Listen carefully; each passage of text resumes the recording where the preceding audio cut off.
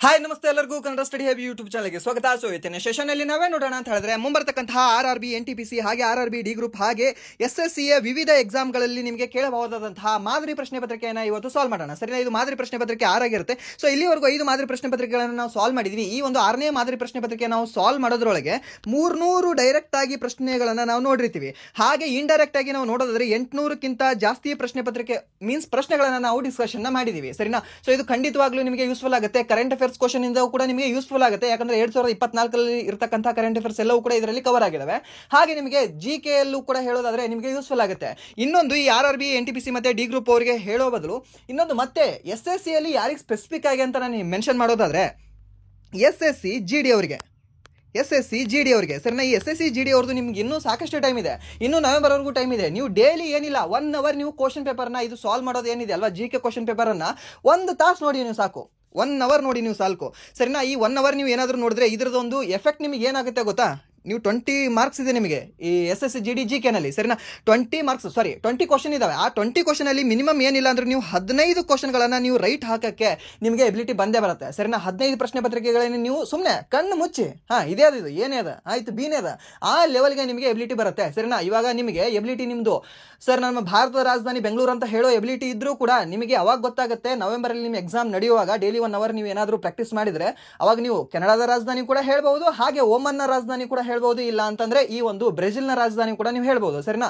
ಅಷ್ಟು ಕೆಪಬಿಲಿಟಿ ನಿಮಗೆ ಬಂದೇ ಬರುತ್ತೆ ಅಂತ ನಾನು ನಿಮಗೆ ಭರವಸೆ ಕೊಡ್ತಿದ್ದೀನಿ. ಸರಿನಾ? ಸೊ ನಿಮಗೆ ನನ್ನ ಫ್ರೀಕ್ವೆನ್ಸಿ ಜೊತೆ ನಿಮ್ಮ ಫ್ರೀಕ್ವೆನ್ಸಿ ಮ್ಯಾಚ್ ಆಗ್ತಾ ಇತ್ತು ಅಂದ್ರೆ ನನ್ನ ಕ್ಲಾಸ್ ಕೇಳಿ. ಓಕೆ, ನಿಮ್ಗೆ ಯೂಸ್ಫುಲ್ ಆಗುತ್ತೆ. ಇಲ್ಲ ಅಂದ್ರೆ ಯಾರೋ ಒಬ್ರು ಟೀಚರ್ಸ್ ಹೇಳ್ತಿರ್ತಾರೆ ಅವ್ರ ಫ್ರೀಕ್ವೆನ್ಸಿ ಜೊತೆ ನಿಮ್ಮ ಫ್ರೀಕ್ವೆನ್ಸಿ ಮ್ಯಾಚ್ ಆಗ್ತಿದ್ಯಾ, ಓಕೆ ಅವ್ರ ಕ್ಲಾಸ್ ಕೇಳಿ. ಸರಿನಾ? ಒಟ್ನಲ್ಲೇನು ನಿಮಗೆ ಸೆಲೆಕ್ಷನ್ ಆಗಬೇಕು ಅಷ್ಟೇ, ಲಿಸ್ಟಲ್ಲಿ ಹೆಸರು ಬರ್ಬೇಕು ಅಷ್ಟೇ. ಸರಿನಾ? ಯಾರಾದ್ರೆ ಏನೋ, ಯಾರು ಹೇಳ್ಕೊಟ್ರೆ ಏನೋ, ಒಟ್ನಲ್ಲಿ ಕಲಿಬೇಕಲ್ವಾ. ಸೊ ಯಾರ್ದಾದ್ರೂ ಕೇಳಿ. ಆ್ಯಂಡ್ ದೆನ್ ಇನ್ನೊಂದು, ಕ್ಲಾಸೇ ಕೇಳೋದು ಬೇಡ, ನಾನೇ ಸಾಲ್ವ್ ಮಾಡ್ತೀನಿ ಅಂತ ಅಂದ್ರೆ ಹಳೆಯ ಪ್ರಶ್ನೆ ಪತ್ರಿಕೆಗಳು ಏನಿದಾವಲ್ವಾ, ಹಳೆಯ ಪ್ರಶ್ನೆ ಪತ್ರಿಕೆಗಳು ಯಾವುದೇ ಇರಲಿ, ಅದು ಸೆಂಟ್ರಲ್ ಗೌರ್ಮೆಂಟ್ CGL ಆಗಿರಲಿ, CHSL ಆಗಿರಲಿ, RRB ಆಗಿರಲಿ, ಯಾವುದೇ ಆಗಿರಲಿ. ಸೊ ಆ ಒಂದು ಕ್ವಶನ್ ಪೇಪರ್ನ ಡೈಲಿ 1 ಅವರ್ ಕುಂತ್ಕೊಂಡು ಒಂದು ಕ್ವಶನ್ ಪೇಪರ್ನ ಸಾಲ್ವ್ ಮಾಡಿ. ಸರಿನಾ? ಖಂಡಿತವಾಗ್ಲೂ ನಿಮಗೆ 15ಕ್ಕಿಂತ ಜಾಸ್ತಿ ಕ್ವಶನ್ಗಳನ್ನು ನೀವು ಸಾಲ್ವ್ ಮಾಡೋಕ್ಕೆ ಎಬಿಲಿಟಿ ಹೊಂದಿರ್ತೀರಾ. ಸರಿನಾ? ಸೊ ಇಷ್ಟು ಹೇಳ್ತಾ ಹಾಗಾದ್ರೆ ಬನ್ನಿ ಮೊದಲ ಪ್ರಶ್ನೆ ಏನಿದೆ ಅಂತ ನೋಡೋಣ. ಮೊದಲ ಪ್ರಶ್ನೆ ಏನಿದೆ ಅಂತ ನೋಡೋಕ್ಕಿಂತ ಮುಂಚೆ ವಿಡಿಯೋ ಕೊನೆವರೆಗೂ ನೋಡಿ ಅಂತ ಹೇಳ್ತಾ, ಹಾಗೆ ವಿಡಿಯೋ ಕೊನೆವರೆಗೂ ನೋಡಿದ ನಂತರ ವಿಡಿಯೋ ಇಷ್ಟ ಆದ್ರೆ ವಿಡಿಯೋನ ಲೈಕ್ ಮಾಡಿ, ಸಬ್ಸ್ಕ್ರೈಬ್ ಮಾಡಿ. ಇಫ್ ನಿಮಗೆ ವಿಡಿಯೋ ಇಷ್ಟ ಆಗಲಿಲ್ಲ ಅಂದ್ರೆ ಆಬ್ವಿಯಸ್ಲಿ ಡಿಸ್ಲೈಕ್ ಮಾಡಿ ಅಂತ ಹೇಳ್ತಾ, ಹಾಗೆ ನಿನ್ನೆ ಒಂದು ವಿಡಿಯೋ ಅಪ್ಲೋಡ್ ಮಾಡಿದ್ವಿ ಕರೆಂಟ್ ಅಫೇರ್ಸ್ ರಿಲೇಟೆಡ್. ಸರಿನಾ? ಟೋಟಲಿ 120 ಕ್ವಶನ್ಗಳನ್ನು ನಾವು ಅಪ್ಲೋಡ್ ಮಾಡಿದ್ವಿ. ಆ 120 ಕ್ವಶನ್ಗಳ ಒಂದು ವಿಡಿಯೋನ, ಸೊ ಅದು ಹೆವಿ ಯೂಸ್ಫುಲ್ ಇದೆ, ಮೀನ್ಸ್ ಮೋಸ್ಟ್ ಯೂಸ್ಫುಲ್ ಇದೆ. ಆ ಒಂದು ವಿಡಿಯೋ ಯಾರು ನೋಡಿಲ್ಲ ಅಲ್ವಾ, ಅದನ್ನು ಕೂಡ ಒಂದು ಸ್ವಲ್ಪ ನೋಡ್ಕೊಳ್ಳಿ. ಖಂಡಿತವಾಗ್ಲೂ ನಿಮ್ಗೆ ಯೂಸ್ಫುಲ್ ಇದೆ ಅಂತ ಮಾತ್ರ ಹೇಳ್ತಾ ಇದ್ದೀನಿ. ಇವಾಗ ನಾವು ಹಳೆಯ ಒಂದು ಪ್ರಶ್ನೆ ಪತ್ರಿಕೆಗಳಲ್ಲಿ ಕೆಲವೊಂದು ಪ್ರಶ್ನೆಗಳನ್ನು ಬಿಟ್ಟಿದ್ವಿ. ಆಲ್ಮೋಸ್ಟ್ 15 ಕ್ವಶನ್ಗಳನ್ನು ಬಿಟ್ಟಿದ್ವಿ. ಆ 15 ಕ್ವಶನ್ಗಳನ್ನು ಮೊದಲು ನೋಡ್ಕೊಂಡು ಆಮೇಲೆ ಈ ಒಂದು 50 ಕ್ವಶನ್ಗಳನ್ನು ನೋಡ್ಕೊಳ್ಳೋಣ. ಸರಿನಾ? ಏನಿದೆ ಒಂದು ಮೊದಲ ಪ್ರಶ್ನೆ ಅಂತ ನೋಡೋದಾದ್ರೆ, 1857ರ ದಂಗೆಯ ನಂತರ ಇಂಗ್ಲೆಂಡ್ ರಾಣಿಗೆ ಯಾವ ಒಂದು ವರ್ಷದಲ್ಲಿ ಭಾರತದ ಸಾಮ್ರಾಜ್ಞಿ ಎಂಬ ಬಿರುದನ್ನು ನೀಡಲಾಯಿತು ಅಂತ ಕೇಳಿದಾನೆ. ಭಾರತ ಸಾಮ್ರಾಜ್ಞಿ ಎಂಬ ಬಿರುದನ್ನ ಈ ವಿಕ್ಟೋರಿಯಾ ರಾಣಿಗೆ ನೀಡಿದವರು ಯಾರು? ಕಳ್ಳನ ಮಕ್ಕಳಲ್ಲೇ ಕಳ್ಳನ ಮಗ ಯಾರು ಅಂತಂದ್ರೆ ಈ ಲಾರ್ಡ್ ಲಿಟನ್ ಅಂತ ನಾವು ಹೇಳ್ತೀವಿ. ಸರಿನಾ? LLL ಈ ಲಾರ್ಡ್ ಲಿಟನ್. ಸರಿನಾ? ಸೊ ಚೋಟಿದ್ರು ಕೂಡ ಭಾಳ ಇದ್ರೆ ನಮ್ಮ ಭಾರತವರಿಗೆ ಹಿಂಸೆ ಕೊಟ್ಟವನು ಯಾರು ಅಂದ್ರೆ ಲಾರ್ಡ್ ಲಿಟನ್. ಸರಿನಾ? ಅತಿ ಕ್ರೂರ ಒಬ್ಬ ವೈಸ್ರಾಯ್ ಯಾರಾದ್ರು ಇದ್ರೆ ನಿಮಗೆ ಇದೇ ಲಾರ್ಡ್ ಲಿಟನ್. ಸರ್ ಕರ್ಜನ್ ಅವನಕ್ಕಿಂತ ಒಬ್ಬ ಕ್ರೂರ ಯಾರು ಅಂದ್ರೆ ಈ ಲಾರ್ಡ್ ಲಿಟನ್. ಸರಿನಾ? ನೆನ್ಪಿಟ್ಕೊಳ್ಳಿ ಒಂದು. ಹಾಗೆ ನಮ್ಮ ಭಾರತದ ಜನಸ್ನೇಹಿ ವೈಸ್ರಾಯ್ ಯಾರು ಅಂತ ನಿಮಗೆ ಏನಾದ್ರು ಕೇಳೋದಾದ್ರೆ ಲಾರ್ಡ್ ರಿಪನ್ ಅಂತ ನಾವು ಹೇಳ್ತೀವಿ. ಸರಿನಾ? ಈ ಲಾರ್ಡ್ ಲಿಟನ್ ಏನಿದಾನಲ್ವಾ, ಇವನು 1877ರಲ್ಲಿ ವಿಕ್ಟೋರಿಯಾ ರಾಣಿಗೆ ನಮ್ಮ ಭಾರತದ ಸಾಮ್ರಾಜ್ಞಿ ಎಂಬ ಬಿರುದನ್ನ ನೀಡ್ತಾನೆ. ಸರಿನಾ? ಅವ್ರಿಗೆ ಖುಷಿ ಮಾಡಕ್ಕೆ ನಮ್ಮ ದೇಶದಲ್ಲಿರ್ತಕ್ಕಂಥ ಖಜಾನೆಯನ್ನ ಲೂಟಿ ಮೀನ್ಸ್ ಅಫಿಷಿಯಲ್ ಆಗಿ ಲೂಟಿ ಮಾಡಿ ಅವರಿಗೆ ಕರೆಸಿ ದೆಹಲಿ ದರ್ಬಾರನ್ನ ಮಾಡಿಸಿ ಅವರಿಗೆ ಒಂದು ಬಿರುದನ್ನ ಕೊಟ್ಟು ಕಳಿಸ್ತಾನೆ. ಯಾರು ಅಂದ್ರೆ ಇದೇ ಲಾರ್ಡ್ ಲಿಟನ್. ನೆನ್ಪಿಟ್ಕೊಳ್ಳಿ, ಭಾರತ ಸಾಮ್ರಾಜ್ಞಿ ಎಂಬ ಬಿರುದನ್ನ ಅವರಿಗೆ ಯಾವ ವರ್ಷ ನೀಡಲಾಯಿತು ಅಂತ ಕೇಳಿದ್ರೆ 1877. ಯಾರು ನೀಡಿದ್ರು ಅಂತ ಕೇಳಿದ್ರೆ ನಿಮಗೆ ಲಾರ್ಡ್ ಲಿಟನ್ ಅಂತ ಹೇಳಬೇಕಾಗುತ್ತೆ. ಸರಿ, ನೆನ್ಪಿಟ್ಕೊಳ್ಳಿ, ಕೇಳಬಹುದು, ನಿಮಗೆ ಇಂಪಾರ್ಟೆಂಟ್ ಇದೆ ಕ್ವಶನ್. ಹಾಗೆ ನೆಕ್ಸ್ಟ್ ಪ್ರಶ್ನೆ ಏನಿದೆ ಅಂತ ನೋಡಿದ್ರೆ, 2024 ನವೆಂಬರ್ 13ರಂದು ಆರೋಗ್ಯ ಮೂಲ ಸೌಕರ್ಯ ಹೆಚ್ಚಿಸಲು ಪ್ರಧಾನಿ ನರೇಂದ್ರ ಮೋದಿ ಅವರು ಬಿಹಾರದ ಯಾವ ಸ್ಥಳದಲ್ಲಿ ಏಮ್ಸ್ ಅಡಿಪಾಯವನ್ನು ಹಾಕಿದರು? ಏಮ್ಸ್ ಅಡಿಪಾಯ ಎಲ್ಲಿ ಹಾಕಿದ್ದಾರೆ ಅಂತ ನೋಡಿದ್ರೆ ಈ ಒಂದು ಧರ್ಬಾಂಗ್ ಜಿಲ್ಲೆಯಲ್ಲಿ ಈ ಒಂದು ಏಮ್ಸ್ ನ ಒಂದು ಅಡಿಪಾಯ ಹಾಕಿದ್ದಾರೆ. ಸರಿನಾ? ಏಮ್ಸ್ ನ ಒಂದು ಶಂಕುಸ್ಥಾಪನೆ ಮಾಡಿದ್ದಾರೆ. ರೀಸೆಂಟ್ ಆಗಿ ನೀವು ನೋಡಬಹುದು ನಮ್ಮ ಸ್ಟೇಟ್ ಗೌರ್ಮೆಂಟ್ ಅಲ್ಲಿ ಒಂದು GTTC ಸರಿನಾ? ಈ GTTC ಕಾಲೇಜನ್ನು ಪ್ರಾರಂಭ ಮಾಡಿದ್ರು. ಯಾವ ಒಂದು ಜಿಲ್ಲೆಯಲ್ಲಿ ಪ್ರಾರಂಭ ಮಾಡಿದ್ರು ಅಂತ ನೋಡಿದ್ರೆ ವಿಜಯಪುರ ಜಿಲ್ಲೆ ಇಂಡಿ ತಾಲೂಕಿನಲ್ಲಿ ಒಂದು ಅಡಿಗಲನ್ನು ಹಾಕಿದ್ದಾರೆ. ಸರಿನಾ? ಯಾವುದಕ್ಕೆ? ಈ ಒಂದು GTTC ಕಾಲೇಜ್ಗೆ. ನಿಮ್ಮ ಸ್ಟೇಟ್ ಗೌರ್ಮೆಂಟ್ ಎಕ್ಸಾಮ್ ಏನಾದರೂ ನೀವು ಬರೆಯೋರಾಗಿದ್ರೆ ಇದು ನಿಮ್ಮ ಕರೆಂಟ್ ಅಫೇರ್ಸ್ ಅಲ್ಲಿ ಯೂಸ್ ಆಗುತ್ತೆ. ಸೊ ಅದಕ್ಕೆ ಹೇಳಿದಷ್ಟೇ. ಆ್ಯಂಡ್ ದೆನ್ ನೆಕ್ಸ್ಟ್ ಪ್ರಶ್ನೆ ಏನಿದೆ ಅಂತ ನೋಡೋದಾದ್ರೆ, ನಗರ್ ಹವೇಲಿಯು ಭಾರತದ ಯಾವ 2 ರಾಜ್ಯಗಳ ಗಡಿಯಲ್ಲಿದೆ ಅಂತ ಕೇಳಿದ್ದಾನೆ. ದಾದ್ರಾ ಮತ್ತು ನಗರ್ ಹವೇಲಿ. ಸರಿನಾ. ದಾದ್ರಾ ಮತ್ತು ನಗರ ಹವೇಲಿ, ಹಾಗೆ ಈ ಒಂದು ನಗರ ಹವೇಲಿ ಅಂತ ನಾವು ಹೇಳ್ತೀವಿ. ಈ ನಗರ ಹವೇಲಿ ಯಾವ 2 ರಾಜ್ಯಗಳ ಗಡಿಯಲ್ಲಿದೆ ಅಂತ ನೋಡೋದಾದ್ರೆ ಒಂದು ಗುಜರಾತ್ ಹಾಗೆ ಮಹಾರಾಷ್ಟ್ರದ ಗಡಿಯಲ್ಲಿ ಈ ಒಂದು ನಗರ ಹವೇಲಿ ಕಂಡುಬರ್ತದೆ. ಹಾಗೆ ಪಾಂಡಿಚೇರಿ, ಈ ಪಾಂಡಿಚೇರಿ ಏನಿದೆ ಈ ಪಾಂಡಿಚೇರಿ ಯಾವ ಒಂದು ರಾಜ್ಯದ ಗಡಿಯಲ್ಲಿದೆ ಅಂತ ನಿಮಗೆ ಕೇಳ್ತಾನೆ. ಅವಾಗ ನೀವು ಹೇಳಬೇಕಾಗುತ್ತೆ ಒಂದು ಆಂಧ್ರ ಪ್ರದೇಶ, ಹಾಗೆ ಇನ್ನೊಂದು ಈ ತಮಿಳುನಾಡು ಅಂತ ಹೇಳಬೇಕಾಗುತ್ತೆ. ಅದು ಕೂಡ ಇಂಪಾರ್ಟೆಂಟ್ ಕ್ವಶನ್ ಇದೆ. ಹಾಗೆ ಈ ಒಂದು ಚಂಡೀಗಢ ಯಾವ 2 ರಾಜ್ಯಗಳ ಗಡಿಯಲ್ಲಿದೆ ಅಂತ ನಿಮಗೆ ಕೇಳ್ತಾನೆ. ಅವಾಗ ಒಂದು ಪಂಜಾಬ್ ಹಾಗೆ ಇನ್ನೊಂದು ಹರಿಯಾಣ ಅಂತ ಹೇಳಬೇಕಾಗುತ್ತೆ. ನೆನ್ಪಿಟ್ಕೊಳ್ಳಿ ಕೇಳ್ತಾನೆ. ಅಂಡ್ ದೆನ್ ನೆಕ್ಸ್ಟ್ ಪ್ರಶ್ನೆ ಏನಿದೆ ಅಂತ ನೋಡೋದಾದ್ರೆ ಭಾರತವನ್ನು ಈ ಕೆಳಗಿನವುಗಳಲ್ಲಿ ಯಾವ ರೀತಿಯ ಆರ್ಥಿಕತೆಯಾಗಿ ಪರಿವರ್ತಿಸುವ ಗುರಿಯನ್ನು 1991ರ ಆರ್ಥಿಕ ಸುಧಾರಣೆಗಳು ಹೊಂದಿದ್ದವು? ಯಾವುದು ಅಂದ್ರೆ ಜಾಗತಿಕ ಮತ್ತು ಸ್ಪರ್ಧಾತ್ಮಕ ಆರ್ಥಿಕತೆ. ಸರಿನಾ. ಗ್ಲೋಬಲೈಸೇಷನ್ ಅಂತ ಹೇಳ್ತೀವಲ್ವಾ. ಸೊ ಗ್ಲೋಬಲೈಸೇಷನ್ ಮಾಡಬೇಕು, ಲಿಬರಲೈಸೇಷನ್ ಮಾಡಬೇಕು, ಪ್ರೈವೇಟೈಸೇಷನ್ ಮಾಡಬೇಕು ಅನ್ನೋದೇ ಈ 1991ರ ಹೊಸ ಆರ್ಥಿಕ ನೀತಿಯ ಒಂದು ಮುಖ್ಯ ಉದ್ದೇಶವಾಗಿತ್ತು. ಇದನ್ನ ತಂದವರು ಯಾರು ಅಂತ ನೋಡೋದಾದ್ರೆ PV ನರಸಿಂಹರಾವ್ ಅವರು ಪ್ರಧಾನಮಂತ್ರಿಯಾಗಿದ್ರು, ಹಾಗೆ ಈ ಮನಮೋಹನ್ ಸಿಂಗ್ ಅವರು ಈ ವಿತ್ತ ಸಚಿವರಾಗಿದ್ರು. ನೆನ್ಪಿಟ್ಕೊಳ್ಳಿ, ಅವರಿಬ್ಬರು ಹೆಸರು ಇಂಪಾರ್ಟೆಂಟ್ ಆಗುತ್ತೆ. ಅಂಡ್ ದೆನ್ ನೆಕ್ಸ್ಟ್ ಪ್ರಶ್ನೆ ಏನಿದೆ ಅಂತ ನೋಡೋದಾದ್ರೆ 1947ರಲ್ಲಿ ಭಾರತದ GDPಗೆ ಯಾವ ವಲಯವು ಅತ್ಯಂತ ಹೆಚ್ಚು ಕೊಡುಗೆ ನೀಡಿತ್ತು? ಯಾವ್ದ್ರಿ? ಕೃಷಿ. 1947ರಲ್ಲಿ ನಮ್ಮಲ್ಲಿ ಏನು ಫ್ಯಾಕ್ಟ್ರಿಗಳಿತ್ತ? ಏನ್ ಜಾಸ್ತಿ ಸೇವೆಗಳು ಕೊಡ್ತಾ ಇದ್ರಾ? ಇವಾಗ ಏನು ಕೊಡ್ತಿದೀವಲ್ವಾ ಸೇವೆಗಳು, ಸೊ ಆ ರೀತಿ ಸೇವೆಗಳು ಜಾಸ್ತಿ ಇತ್ತಾ? ಇರಲೇ ಇಲ್ಲ. ಅವಾಗ ಕೃಷಿಯೇ ಮೇಲುಗೈ ಇತ್ತು. ಸರಿನಾ. ಇವಾಗ್ಲೂ ಕೂಡ ಅತಿ ಹೆಚ್ಚು ಉದ್ಯೋಗವನ್ನ ಕೊಡ್ತಕ್ಕಂತಹ ಒಂದು ಕ್ಷೇತ್ರ ಯಾವುದಂದ್ರೆ ಕೃಷಿನೇ ನಿಮಗೆ. ಸರಿನಾ. ಅತಿ ಹೆಚ್ಚು ನಿಮಗೆ ಆದಾಯ ಕೊಡ್ತಕ್ಕಂತಹ, ಅತಿ ಹೆಚ್ಚು ನಿಮಗೆ GDP ಕೊಡ್ತಕ್ಕಂತಹ ಒಂದು ಕ್ಷೇತ್ರ ಅಂದ್ರೆ ಸೇವೆಗಳು ಅಂತ ನಾವು ಹೇಳ್ತೀವಿ. ಸರಿನಾ. ತೃತೀಯ ವಲಯ ಅಂತ ಹೇಳ್ತೀವಿ. ಬಟ್ ಏನಾದ್ರೂ ನಿಮಗೆ ಕೆಲಸ ಜಾಸ್ತಿ ಕೊಡ್ತಕ್ಕಂತಹ ಅಥವಾ ಈ ಒಂದು ಅನ್ಎಂಪ್ಲಾಯ್ಮೆಂಟ್ ಅನ್ನ ಹೋಗ್ಲಾಡ್ಸಕ್ಕೆ ಒಂದು ಇದ್ರೇನೋ ಜಾಸ್ತಿ ಕೊಡುಗೆ ನೀಡ್ತಕ್ಕಂತಹ ಒಂದು ನಿಮಗೆ ವಲಯ ಯಾವುದು ಅಂತ ಕೇಳಿದ್ರೆ ಪ್ರೈಮರಿ ವಲಯ ಅಥವಾ ಈ ಒಂದು ಪ್ರಾಥಮಿಕ ವಲಯ, ಕೃಷಿ ವಲಯ ಅಂತ ನಾವು ಹೇಳಬೇಕಾಗುತ್ತೆ. ನೆನ್ಪಿಟ್ಕೊಳ್ಳಿ, ಕೃಷಿಯ ವಲಯ ಈ ಒಂದು GDPಗೆ ಅತಿ ಹೆಚ್ಚು ಮುಖ್ಯವಾಗಿತ್ತು. ಯಾವಾಗ? 1947ರಲ್ಲಿ. ಸೊ ಅದಕ್ಕೆ ನಿಮಗೆ ಇನ್ನೊಂದು ಗೊತ್ತಿರಲಿ, ನಮ್ಮ ಒಂದು ಫೈನಾನ್ಷಿಯಲ್ ಇಯರ್ ಯಾವಾಗಿದೆ ಸರ್? ಏಪ್ರಿಲ್ 1ರಿಂದ ಮಾರ್ಚ್ 31 ಅಂತ ನೀವು ಹೇಳ್ತೀರಾ. ಸರಿನಾ ಸರ್? ಯಾಕೆ ಏಪ್ರಿಲ್ 1ರಿಂದ ಮಾರ್ಚ್ 31 ತಗೊಳ್ಬೇಕಾಗಿತ್ತು ರೀ? ಜನವರಿ 1ರಿಂದ ಈ ಒಂದು ಡಿಸೆಂಬರ್ 31 ತಗೊಳ್ಬೇಕಾಗಿತ್ತಲ್ವಾ? ಯಾಕೆ ಅಂದ್ರೆ ಕೃಷಿ ಇದು ನಮ್ದು GDPಗೆ ಅತಿ ಹೆಚ್ಚು ಇದ್ರೇನೋ ಕೊಡುಗೆ ನೀಡ್ತಾ ಇತ್ತು. ಇವಾಗ ಕೃಷಿ ಎಲ್ಲವೂ ಕೂಡ ಮುಗಿಯೋದು ಇವಾಗ ಟರ್ಮ್ ಸ್ಟಾರ್ಟ್ ಆಗೋದು ಯಾವಾಗ? ಈ ಮೇ ಅಲ್ಲಿ ಮತ್ತೆ ಜೂನ್ ಅಲ್ಲಿ ಸ್ಟಾರ್ಟ್ ಆಗುತ್ತೆ. ಸರಿನಾ. ಯಾವುದೇ ಒಂದು ನೀವು ಬೆಳೆಯನ್ನ ಹಾಕೋದು ಅಫಿಷಿಯಲ್ ಆಗಿ ಯಾವಾಗ ಹಾಕ್ತೀರಾ ಅಂದ್ರೆ ಈ ಒಂದು ಜೂನ್, ಈ ಮುಂಗಾರಿನಲ್ಲಿ ಹಾಕ್ತೀರಾ. ಸರಿನಾ. ಆ ಬೆಳೆ ಎಲ್ಲವೂ ಕೂಡ ಈ ಮುಂಗಾರು ಬೆಳಿತೀರಾ, ಅದ ಅಂತ ಹಿಂಗಾರಿ ಮಳೆ ಬರ್ತದ, ಖಾರೀಫ್ ರಾಬಿ ಬೆಳಿತೀರಾ, ಅದ ಅಂತ ಜೈಡ್ ಬೆಳೆಗಳು ಬೆಳಿತೀರಾ. ಆ ಜೈಡ್ ಬೆಳೆಗಳು ಎಲ್ಲವೂ ಕೂಡ ಬೆಳೆದು ಕಟಾವು ಮಾಡಿ ಭೂಮಿ ಖಾಲಿ ಇರೋದು ಪ್ಲೇಸ್ ಯಾವಾಗ ನಿಮಗೆ? ಮೀನ್ಸ್ ಆ ಒಂದು ತಿಂಗಳು ಯಾವಾಗ ಅಂತ ನೋಡೋದಾದ್ರೆ ಈ ಒಂದು ಏಪ್ರಿಲ್ ತಿಂಗಳಿನಲ್ಲಿ ಎಲ್ಲವೂ ಕೂಡ ನಿಮಗೆ ಕಟಾವಾಗಿರ್ತಿತ್ತು. ಸೊ ಅದಕ್ಕೆ ಎಲ್ಲವೂ ಕೂಡ ನಿಮಗೆ ಲೆಕ್ಕ ಹಾಕಕ್ಕೆ ಸಹಾಯಕ ಆಗ್ತಿತ್ತು. ಸೊ ಅದಕ್ಕೆ ಏನ್ ಮಾಡಿದ್ರು ಅಂದ್ರೆ ಏಪ್ರಿಲ್ 1ರಿಂದ ಮಾರ್ಚ್ 31 ಫೈನಾನ್ಷಿಯಲ್ ಇಯರ್ ಅನ್ನ ಮಾಡ್ಕೊಂಡಿದ್ರು. ಬಟ್ ಇವಾಗ ಏನಿಲ್ಲ. ಇವಾಗ ಸೇವೆಗಳ ವಲಯ ಏನಿದೆ ಅಲ್ವಾ, ಸ್ವಲ್ಪ ಜಾಸ್ತಿ ಕೊಡ್ತಾ ಇದೆ ನಮಗೆ. ಇವಾಗ ಜನವರಿ 1ರಿಂದ ಡಿಸೆಂಬರ್ 31 ಮಾಡಿದ್ರು ಕೂಡ ನಮಗೆ ಅಚ್ಚರಿ ಇಲ್ಲ. ಆಲ್ರೆಡಿ ಇವಾಗ ಮಧ್ಯಪ್ರದೇಶದಲ್ಲಿ ಅದರ ಇನಿಷಿಯೇಟಿವ್ ಕೂಡ ತಗೊಂಡಿದ್ದಾರೆ. ಅದು ಕೂಡ ಗೊತ್ತಿರಲಿ ನಿಮಗೆ. ಅಂಡ್ ದೆನ್ ನೆಕ್ಸ್ಟ್ ಪ್ರಶ್ನೆ ಏನಿದೆ ಅಂತ ನೋಡಿದ್ರೆ 2022ರಲ್ಲಿ ಭಾರತದ ಮಾನವ ಅಭಿವೃದ್ಧಿ ಸೂಚ್ಯಂಕದ ಮೌಲ್ಯವು ದೇಶವನ್ನು ಯಾವ ಮಾನವ ಅಭಿವೃದ್ಧಿ ವಿಭಾಗದಲ್ಲಿ ಇರಿಸಿದೆ ಅಂತ ಕೇಳಿದ್ದಾನೆ. ಸರಿನಾ. ಓಕೆ, ಎಲ್ಲೋಯ್ತು? ಮಿಸ್ ಆಯ್ತು. ಓಕೆ, ಮಧ್ಯಮ ವಲಯದಲ್ಲಿ ಅದನ್ನ ಇರಿಸಲಾಗಿದೆ. ಸರಿನಾ. ನಮ್ಮ ಭಾರತ ದೇಶ ಎಲ್ಲಿದೆ ಅಂದ್ರೆ ಮಧ್ಯಮ ವಲಯದಲ್ಲಿದೆ. ಸರಿನಾ. ಸೊ ಫುಲ್ ಕಡಿಮೆನೂ ಇಲ್ಲ, ಫುಲ್ ಜಾಸ್ತಿನೂ ಇಲ್ಲ ನಮ್ದು. ಸರಿನಾ. ನಮ್ದು ಹೇಗೆ ಅಂತಂದ್ರೆ ಫುಲ್ ಡೆವಲಪ್ಡ್ ಇಲ್ಲ ಅಂತ ಹೇಳಂಗಿಲ್ಲ, ಒಟ್ನಲ್ಲಿ ಡೆವಲಪಿಂಗ್. ಸರಿನಾ. V5 ಅಂತ ನಾವು ಹೇಳ್ತೀವಲ್ವಾ, VR5. ಸೊ ಆ ರೀತಿ ನಮ್ದು ಹೊಂಟಿದೆ ನಮ್ಮ ದೇಶ. ಗೊತ್ತಿರಲಿ, ಇದು ಕೂಡ ನಿಮಗೆ ಸಿಂಪಲ್ ಆಗಿರತಕ್ಕಂಥ ಪ್ರಶ್ನೆ. ಬಟ್ ಪ್ರಸ್ತುತ ಮಾನವ ಅಭಿವೃದ್ಧಿ ಸೂಚ್ಯಂಕದಲ್ಲಿ ನಮ್ಮ ಭಾರತ ಸ್ಥಾನ ಎಷ್ಟಿದೆ ಅಂತ ನಿಮಗೆ ಏನಾದ್ರು ಕೇಳಿದ್ರೆ 130ನೇ ಸ್ಥಾನ ಇದೆ. 134 ಅಲ್ಲ, 130 ಇದೆ ಈ ವರ್ಷ 2025ರಲ್ಲಿ. ಅಂಡ್ ದೆನ್ ನೆಕ್ಸ್ಟ್ ಪ್ರಶ್ನೆ ಏನಿದೆ ಅಂತ ನೋಡಿದ್ರೆ 2024ರ ಆಗಸ್ಟ್ 26ರಂದು ಯೂನಿಫೈಡ್ ಲೆಂಡಿಂಗ್ ಇಂಟರ್ಫೇಸ್ ULI ಅನ್ನು ಪ್ರಾರಂಭಿಸುವುದಾಗಿ ಯಾವ ಹಣಕಾಸು ಸಂಸ್ಥೆಯು ಘೋಷಿಸಿದೆ ಅಂತ ಕೇಳಿದಾನೆ. ಯಾವ್ದು ಘೋಷಣೆ ಮಾಡಿದೆ ಅಂತ ನೋಡಿದ್ರೆ ನಮ್ಮ RBI ಬ್ಯಾಂಕುಗಳ ಬ್ಯಾಂಕು ಅಂತ ನಾವು ಕರಿತೀವಿ. ಯಾವುದನ್ನ RBI ಏನಿದೆ ಅಲ್ವಾ, ULI ಅನ್ನ ಪ್ರಾರಂಭ ಮಾಡಿದೆ. RBI ಬಗ್ಗೆ ಪ್ರಶ್ನೆಯನ್ನ ಸ್ವಲ್ಪ ಜಾಸ್ತಿ ಕೇಳ್ತಾ ಇದ್ದಾನೆ. RBI ಏನೇ ಒಂದು ಲಾಂಚ್ ಮಾಡಿದ್ರು ಕೂಡ ನೋಡ್ಕೊಳ್ಳಿ, LIC ಏನೇ ಒಂದು ಲಾಂಚ್ ಮಾಡಿದ್ರು ಕೂಡ ನೋಡ್ಕೊಳ್ಳಿ. ಮುಂದಿನ ಪ್ರಶ್ನೆ ಏನಿದೆ ಅಂತ ನೋಡಿದ್ರೆ ನಾಂಪುಕ್ ಕಲ್ಲಿದ್ದಲು ಗಣಿ ಕ್ಷೇತ್ರವು ಈ ಕೆಳಗಿನ ಯಾವ ರಾಜ್ಯದಲ್ಲಿದೆ ಅಂತ ಕೇಳಿದಾನೆ. ಸರಿನಾ. ಈ ಹೆಸರು ನೋಡಿದ್ರೆ ಗೊತ್ತಾಗುತ್ತೆ ನಿಮಗೆ, ನಾರ್ತ್ ಈಸ್ಟ್ ಸ್ಟೇಟ್ಗಳಲ್ಲಿ ಕಂಡುಬರ್ತಕ್ಕಂಥ ಒಂದು ಹೆಸರಾಗಿದೆ, ಒಂದು ಊರಿನ ಹೆಸರಾಗಿದೆ ಅಂತ. ಸರಿನಾ. ಈ ಒಂದು ನಾಂಪುಕ್ ಅನ್ನೋದು ಎಲ್ಲಿ ಕಂಡು ಬರ್ತದೆ ಅಂತ ನೋಡಿದ್ರೆ ಈ ಒಂದು ಅರುಣಾಚಲ್ ಪ್ರದೇಶದಲ್ಲಿ ಕಂಡುಬರ್ತಕ್ಕಂತಹ ಕಲ್ಲಿದ್ದಲು ಗಣಿಯಾಗಿದೆ. ಸರಿನಾ. ನಿಮಗೆ ಏನಾದರೂ ಅಸ್ಸಾಂ ಮತ್ತೆ ಅರುಣಾಚಲ್ ಪ್ರದೇಶ ಕೊಟ್ಟಿದ್ರೆ ಸ್ವಲ್ಪ ಡೌಟ್ ಆಗಿರೋದೇನೋ, ಬಟ್ ಇಲ್ಲಿ ಅರುಣಾಚಲ್ ಪ್ರದೇಶ ಒಂದೇ ಇದೆ. ಸೊ ಅದಕ್ಕೆ ನೀವು ಈಸಿಯಾಗಿ ಟಿಕ್ ಹಾಕ್ಬಹುದು. ಯಾವುದು ನಾಂಪುಕ್ ಅನ್ನೋದು ಒಂದು ಕಲ್ಲಿದ್ದಲು ಗಣಿ ಯಾವ ಒಂದು ರಾಜ್ಯದಲ್ಲಿ ಕಂಡು ಬರ್ತದೆ ಅಂದ್ರೆ ಈ ಒಂದು ಅರುಣಾಚಲ ಪ್ರದೇಶ ರಾಜ್ಯದಲ್ಲಿ ಕಂಡು ಬರ್ತದೆ.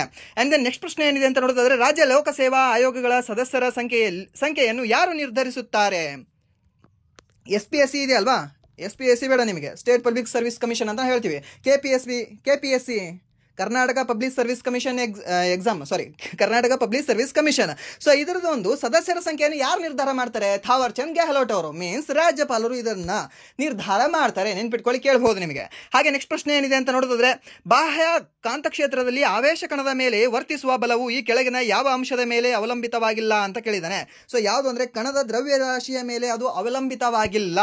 ಅಂಡ್ ದೆನ್ ನೆಕ್ಸ್ಟ್ ಪ್ರಶ್ನೆ ಏನಿದೆ ಅಂತ ನೋಡೋದಾದ್ರೆ, ಮಂತ್ರಿ ಮಂಡಲದ ಸಭೆಗಳ ಅಧ್ಯಕ್ಷತೆಯನ್ನು ಯಾರು ವಹಿಸ್ಕೊಳ್ತಾರೆ? ಮಂತ್ರಿ ಮಂಡಲದ ಯಾರು ವಹಿಸ್ಕೊಳ್ತಾರೆ? ಪ್ರಧಾನಮಂತ್ರಿಗಳು. ಏನಾದ್ರೂ ಇಲ್ಲಿ ಸಿಎಂ ಕೂಡ ಕೊಟ್ಟಿದ್ರು ಅಂದ್ರೆ ಯಾವ್ದಾಗ್ತಿತ್ತು? ಏನಿಲ್ಲ, ಗ್ರೇಸ್ ಮಾರ್ಕ್ಸ್ ಬರ್ತಾ ಇತ್ತು. ಸೊ ಅಲ್ಲಿ ಕೇಂದ್ರ ಮಂತ್ರಿ ಮಂಡಲ ಇಲ್ಲ ರಾಜ್ಯ ಮಂತ್ರಿ ಮಂಡಲ ಅಂತ ಕೊಟ್ಟಿರ್ತಾನೆ. ಇಫ್ ಕೊಟ್ಟಿರ್ಲಿಲ್ಲ ಅಂದ್ರೆ 2 ಆಪ್ಷನ್ ಕೊಟ್ಟರೆ ರಾಂಗ್ ಆಗುತ್ತೆ. ನಿಮ್ಗೆ ಏನಾದ್ರೂ ಈ ರೀತಿ ಕೊಟ್ಟು ಪ್ರಧಾನಮಂತ್ರಿ ಇರಲಿಲ್ಲ, ಓಕೆ ಸಿಎಂ ಹಾಕ್ಬೇಕಾಗಿತ್ತು, ಸರಿನಾ? ಸಿಎಂ ಕೊಟ್ಟಿರಲಿಲ್ಲ, ಪ್ರಧಾನಮಂತ್ರಿ ಹಾಕಬೇಕು. ಇಲ್ಲ ಅಂದ್ರೆ ಕೇಂದ್ರ ಮಂತ್ರಿ ಮಂಡಲದ ಸಭೆಗಳ ಅಧ್ಯಕ್ಷತೆಯನ್ನು ಯಾರು ವಹಿಸ್ಕೊಳ್ತಾರೆ ಅಂತ ನಿಮ್ಗೆ ಏನಾದ್ರು ಕೇಳಿದ್ರೆ ಅವಾಗ ಪ್ರಧಾನಮಂತ್ರಿ. ಹಾಗೆ ರಾಜ್ಯ ಮಂತ್ರಿ ಮಂಡಲದ ಸಭೆಗಳ ಅಧ್ಯಕ್ಷತೆಯನ್ನ ಯಾರು ವಹಿಸ್ಕೊಳ್ತಾರೆ ಅಂತ ನಿಮಗೆ ಕೇಳಿದ್ರೆ ಸಿಎಂ, ಸರಿನಾ? ಚೀಫ್ ಮಿನಿಸ್ಟರ್ ಆಫ್ ಸ್ಟೇಟ್ ಅಂತ ನಾವು ಹೇಳ್ತೀವಿ. ಅಂಡ್ ದೆನ್ ನೆಕ್ಸ್ಟ್ ಪ್ರಶ್ನೆ ಏನಿದೆ ಅಂತ ನೋಡಿದ್ರೆ, 1991 ನಂತರ ಜಾಗತೀಕರಣವು ಭಾರತದ ಕೃಷಿಯ ಮೇಲೆ ಹೇಗೆ ಪ್ರಭಾವ ಬೀರಿತು ಅಂತ ಹೇಳಿದ್ದಾನೆ. ಸೊ ಅಧಿಕಗೊಂಡ ಸ್ಪರ್ಧೆ ಮತ್ತು ಜಾಗತಿಕ ಮಾರುಕಟ್ಟೆಗೆ ಪ್ರವೇಶ. ಸೊ ಇದು ಕೂಡ ಸಿಂಪಲ್ ಆಗಿರ್ತಕ್ಕಂಥ ಆನ್ಸರ್. ಅತಿ ಉದ್ದವಾಗಿ ಯಾವ್ದು ಆನ್ಸರ್ ಇರುತ್ತಲ್ಲೋ ಅದು 99% ಅದೇ ರೈಟ್ ಆಗಿರುತ್ತೆ. ಟಿಕ್ ಹಾಕಿ ಬರ್ಬೇಕಷ್ಟೇ. ಕೆಲವೊಂದ್ಸರಿ ಏನಂದ್ರೆ ನಮ್ಮ ಬ್ಯಾಡ್ ಲಕ್ ಸ್ವಲ್ಪ ಜಾಸ್ತಿ ಪೀಕಲ್ಲಿತ್ತು ಅಂದ್ರೆ ಅವಾಗ ರಾಂಗ್ ಚಾನ್ಸಸ್ ಸಾಕಷ್ಟಿರುತ್ತೆ. ಅಂಡ್ ದೆನ್ ನೆಕ್ಸ್ಟ್ ಪ್ರಶ್ನೆ ಏನಿದೆ ಅಂತ ನೋಡೋದಾದ್ರೆ, 2024 ಜನವರಿಯಲ್ಲಿ ರಿಸರ್ವ್ ಬ್ಯಾಂಕ್ ಆಫ್ ಇಂಡಿಯಾ ಈ ಕೆಳಗಿನ ಯಾವ ಪಾವತಿ ವಿಧಾನಗಳು ಮತ್ತು ಬ್ಯಾಂಕುಗಳ ಮೇಲೆ ನಿರ್ಬಂಧಗಳನ್ನು ವಿಧಿಸಿತು ಅಂತ ಕೇಳಿದಾನೆ. ಸರಿನಾ? ಯಾವ ಬ್ಯಾಂಕಿನ ಮೇಲೆ ನಿರ್ಬಂಧ ವಿಧಿಸಿದರೆ? ಪೇಟಿಎಂ ಅಲ್ವಾ? ಪೇಟಿಎಂ ಪೇಮೆಂಟ್ಸ್ ಬ್ಯಾಂಕ್ ಇದ್ರ ಮೇಲೆ ನಿರ್ಬಂಧವನ್ನು ವಿಧಿಸಿದೆ. ಯಾವುದು? ನಮ್ಮ RBI. ನೆನ್ಪಿಟ್ಕೊಳ್ಳಿ, ಇದು ಇಂಪಾರ್ಟೆಂಟ್ ಇದೆ. ಹಾಗೆ ಈ RBI ಯಾವುದಕ್ಕೆ ಪರ್ಮಿಷನ್ ಕೊಡ್ತು ಅನ್ನೋದು ಕೂಡ ಇಂಪಾರ್ಟೆಂಟ್ ಆಗುತ್ತೆ. ಹಾಗೆ ಯಾವುದಕ್ಕೆ ಪರ್ಮಿಷನ್ನ ಕಿತ್ಕೋತು ಮೀನ್ಸ್ ಅದನ್ನ ರದ್ದುಗೊಳಿಸ್ತು ಅನ್ನೋದು ಕೂಡ ಇಂಪಾರ್ಟೆಂಟ್ ಆಗುತ್ತೆ. ಅವ್ರು ಯಾರೇ ಇರಲಿ ನೆನ್ಪಿಟ್ಕೊಳ್ಳಿ, ಸರಿನಾ? ಸೊ RBI ರಿಲೇಟೆಡ್ ನೀವು ಅವ್ರು ಏನೇ ಮಾಡಲಿ, ಏನೇ ಒಂದು ಸುಮ್ಮಿದ್ರೇನೋ ಒಂದು ಕಡ್ಡಿನ ಆ ಕಡೆ ಒಗಿಲಿ, ಓಕೆ ಅದು ಒಗದಾರಂತ ನೆನಪಿಟ್ಕೋಬೇಕು. ಆ ಕಡ್ಡಿನ ತಗೊಂಡು ಅವ್ರ ಹತ್ರ ಇಟ್ಕೊಳ್ಳಿ, ಓಕೆ ಅವ್ರು ಇಟ್ಕೊಂಡಿದ್ದಾರೆ ಅಂತ ನೆನಪಿಟ್ಕೋಬೇಕು. ಯಾಕಂದ್ರೆ RBI ನಮ್ಮ ಒಂದು ಸೆಂಟ್ರಲ್ ಬ್ಯಾಂಕ್ ಆಗಿರೋದ್ರಿಂದ ಅದು ಇಂಪಾರ್ಟೆಂಟ್ ಆಗುತ್ತೆ. ನಮ್ಮ ದೇಶದ ಒಂದು ಸೆಂಟ್ರಲ್ ಬ್ಯಾಂಕ್ ಆಗಿರೋದ್ರಿಂದ ಅದು ಇಂಪಾರ್ಟೆಂಟ್ ಆಗುತ್ತೆ. ಅದು ಏನೇ ಮಾಡಿದ್ರು ಕೂಡ ನೀವು ನೆನಪಿಟ್ಕೊಳ್ಬೇಕಾಗುತ್ತೆ. ಇನ್ನೊಂದು ಇದು ಈಸಿ ಕ್ವಶನ್ ಅಂತ ಹೇಳ್ತೀವಿ, ಯಾಕಂದ್ರೆ ಆಲ್ಮೋಸ್ಟ್ ನಿಮ್ಗೆ ಗೊತ್ತಿದ್ದೇ ಇರುತ್ತೆ. ಇದು ಪೇಟಿಎಂ ಇದ್ರೇನೋ ಆಫ್ ಆಯಿತು, ಪೇಟಿಎಂ ಇದ್ರೆ ಬಂದಾಯ್ತು ಅಂತ. ಅಂಡ್ ದೆನ್ ನೆಕ್ಸ್ಟ್ ಪ್ರಶ್ನೆ ಏನಿದೆ ಅಂತ ನೋಡೋದಾದ್ರೆ, ಪಾಂಡವರು ಮತ್ತು ಕೌರವರ ನಡುವಿನ ಮಹಾಭಾರತ ಯುದ್ಧದ ಸಮಯದಲ್ಲಿ ಭಗವಾನ್ ಶ್ರೀಕೃಷ್ಣನು ಅರ್ಜುನನಿಗೆ ವಿವರಿಸಿದನೆಂದು ನಂಬಲಾದ ಹಿಂದೂ ಧರ್ಮ ಗ್ರಂಥವಾದ ಶ್ರೀಮದ್ ಭಗವದ್ಗೀತೆಯನ್ನು ಎಷ್ಟು ಅಧ್ಯಾಯಗಳಲ್ಲಿ ರಚಿಸಲಾಗಿದೆ? ಎಷ್ಟು ಈಸಿ ಕ್ವಶನ್ ಇದು. ಎಷ್ಟು ಅಧ್ಯಾಯಗಳಲ್ಲಿ ರಚನೆ ಮಾಡಲಾಗಿದೆ ಅಂತ ನೋಡೋದಾದ್ರೆ 18 ಅಧ್ಯಾಯಗಳಲ್ಲಿ ಇದನ್ನ ರಚನೆ ಮಾಡಲಾಗಿದೆ. ಸೊ ಹಾಗಾದ್ರೆ ಹೇಳಬಹುದಾ ಎಷ್ಟು ದಿನಗಳ ಕಾಲ ಮಹಾಭಾರತ ಯುದ್ಧ ನಡೆಯಿತು ಅಂತ ಹೇಳಿ ಇದಕ್ಕೆ, ಸರಿನಾ? ಸೊ ಎಷ್ಟು ದಿನಗಳ ಕಾಲ ಮಹಾಭಾರತ ಯುದ್ಧ ನಡೆಯಿತು, ಹಾಗೆ ಎಷ್ಟು ಶ್ಲೋಕಗಳು ಈ ಒಂದು ಮಹಾಭಾರತದಲ್ಲಿ ಕಂಡು ಬರುತ್ತವೆ ಅನ್ನೋದನ್ನ ನೀವು ಹೇಳಿ ಕಾಮೆಂಟ್ ಮಾಡಿ, ಸರಿನಾ? ಸೊ ಮಹಾಭಾರತ, ಭಗವದ್ಗೀತಾ, ರಾಮಾಯಣ ಇವೆಲ್ಲವೂ ಕೂಡ ಓದಲೇಬೇಕಾಗಿರ್ತಕ್ಕಂತಹ ಪುಸ್ತಕಗಳಿದಾವೆ. ಪ್ಲೀಸ್ ಓದಿ, ಸರಿನಾ? ಸೊ ಏನೋ ಒಂದು ಪಾಸಿಟಿವ್ ವೈಬ್ ಬರುತ್ತೆ. ಒಂದು ಮೂಮೆಂಟಿಗೆ ಬರ್ಬೋದು, ಇಲ್ಲ ಅಂತಂದ್ರೆ ಇಡೀ ಲೈಫಿಗೆ ಬರ್ಬೋದು, ಇಲ್ಲ ಅಂತಂದ್ರೆ ಒಂದು ಸಮ್ ಟರ್ಮಿಗೆ ಬರ್ಬೋದು, ಏನೋ ಬರ್ಬೋದು, ಬಟ್ ಬಂದೇ ಬರುತ್ತೆ. ರಾಮಾಯಣ ನೀವು ಏನಿಲ್ಲ ಅಂದರೂ ಸುಮ್ಮನೆ ಕಂಟಿನ್ಯೂ ಆಗಿ ಕುಂತ್ಕೊಂಡು ಓದ್ತಿದ್ರ ಒಂದು ಡೇನಲ್ಲಿ ನಿಮಗೆ ಓದೋಕ್ಕಾದ್ರೆ ಇಂಟ್ರೆಸ್ಟ್ ಬಂತ ಸಂಪೂರ್ಣ ರಾಮಾಯಣ ಏನಿಲ್ಲ 6 ದಿನದಲ್ಲಿ ನೀವು ಸಂಪೂರ್ಣ ರಾಮಾಯಣ ಮುಗಿಸ್ಬಿಡ್ಬೋದು. ಕಂಟಿನ್ಯೂ ಕುಂತ್ರೆ ನಾನು ಹೇಳ್ತಾ ಇಲ್ಲ, ಸುಮ್ಮನೆ ಅವಾಗ ಒಂದು 2 ತಾಸು 1 ತಾಸು ನಾನು ಕುಂತು ಓದ್ತಿದ್ದೀನಿ ಅಂದರೆ ರಾಮಾಯಣ ಕಂಪ್ಲೀಟ್ ಆಗಿ 6 ದಿನಗಳಲ್ಲಿ ಮುಗಿಸ್ಬಹುದು. ಹಾಗೆ ಭಗವದ್ಗೀತೆಯನ್ನು ನೀವು ತಗೊಂಡ್ರೆ ಭಗವದ್ಗೀತೆಯನ್ನು ಏನಿಲ್ಲ ಅಂದರೂ 15 ದಿನಗಳಲ್ಲಿ ನೀವು ಕಂಪ್ಲೀಟಾಗಿ ಮಾಡಬಹುದು, ಸರಿನಾ? ಹಾಗೆ ಈ ಒಂದು ಮಹಾಭಾರತವನ್ನು 15 ದಿನಗಳಲ್ಲಿ ಕಂಪ್ಲೀಟ್ ಮಾಡಬಹುದು. ಈ ಒಂದು ಭಗವದ್ಗೀತೆಯನ್ನು ಏನಿಲ್ಲ ಅಂದ್ರೆ ನೀವು 1 ತಿಂಗಳಲ್ಲಿ ಕಂಪ್ಲೀಟ್ ಮಾಡಬಹುದು, ಸರಿನಾ? ಸ್ವಲ್ಪ ಓದ್ಕೊಳ್ಳಿ, ಚೆನ್ನಾಗಿದ್ದಾವೆ 3 ಏನೋ ನಮ್ಮ ಧರ್ಮಗ್ರಂಥಗಳೇನಿದಾವಲ್ವ ಚೆನ್ನಾಗಿದ್ದಾವೆ. ಪ್ರತಿಯೊಂದು ಕೂಡ ಇದ್ರೆ ನಿಮಗೆ ಬುದ್ಧಿಗೆ ಹೇಳುತ್ತೆ, ಹೌದು ಹೀಗೆ ನಡೀತಾ ಇದೆ, ಹೀಗೆ ಮಾಡಬಹುದು, ಹೀಗೆ ಕೇಳಬಹುದು, ಹೀಗೆ ಇರಬಹುದು ಅಂತ, ಸರಿನಾ? ಪ್ರವಚನಗಳನ್ನು ಕೂಡ ಕೇಳಿ ಮನಸ್ಸಿಗೆ ಏನೋ ಒಂದು ನೆಮ್ಮದಿ ಸಿಗುತ್ತೆ. ಆ್ಯಂಡ್ ದೆನ್ ನೆಕ್ಸ್ಟ್ ಪ್ರಶ್ನೆ ಏನಿದೆ ಅಂತ ನೋಡೋದಾದ್ರೆ, ಮಾನವ ಅಭಿವೃದ್ಧಿಯನ್ನು ರೂಪಿಸಲು 4 ಸಂವಾದಾತ್ಮಕ ಇದನ್ನು ಎಕ್ಸ್ಪ್ಲೇನ್ ಮಾಡಿದ್ದೀವಿ ಲಾಸ್ಟ್. ಓಕೆ ಇದು ಕಂಪ್ಲೀಟ್ ಆಗಿದೆ. ಸೊ ಇವಾಗ ಈ ಒಂದು ಮುಂದಿನ ಕ್ವಶನ್ ಪೇಪರ್ನ ಸಾಲ್ವ್ ಮಾಡೋಣ ಬನ್ನಿ.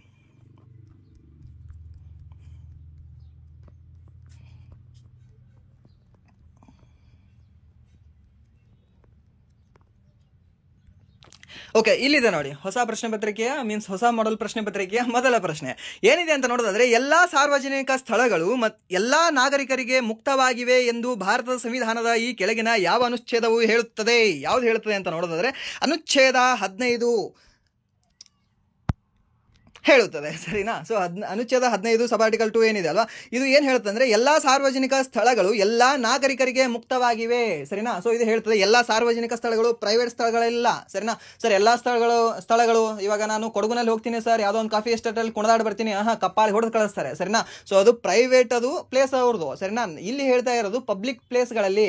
ಇವಾಗ ಯಾವ್ದಾದ್ರು ಕೆರೆ ಇದೆಯಾ ನಿಮ್ಮೂರ್ ಕೆರೆ, ಓಕೆ, ನಿಮ್ಮೂರ್ ಕೆರೆನಲ್ಲಿ ಯಾರಾದ್ರೂ ಬೇಕಾದ್ ಹೋಗ್ಬೋದು, ಏನು ಬೇಕಾದಿದ್ರೆ ನೀವು ಚೆನ್ನಾಗಿ ಕುಂತ್ಕೊಂಡು ನಿಂತ್ಕೊಂಡು ಫೋಟೋ ಗಿಟೋ ತಗೊಂಡು ಅಲ್ಲಿ ನೀರು ತರಬೇಕಿದ್ರೆ ನೀರು ತಗೊಂಡು ಬನ್ನಿ.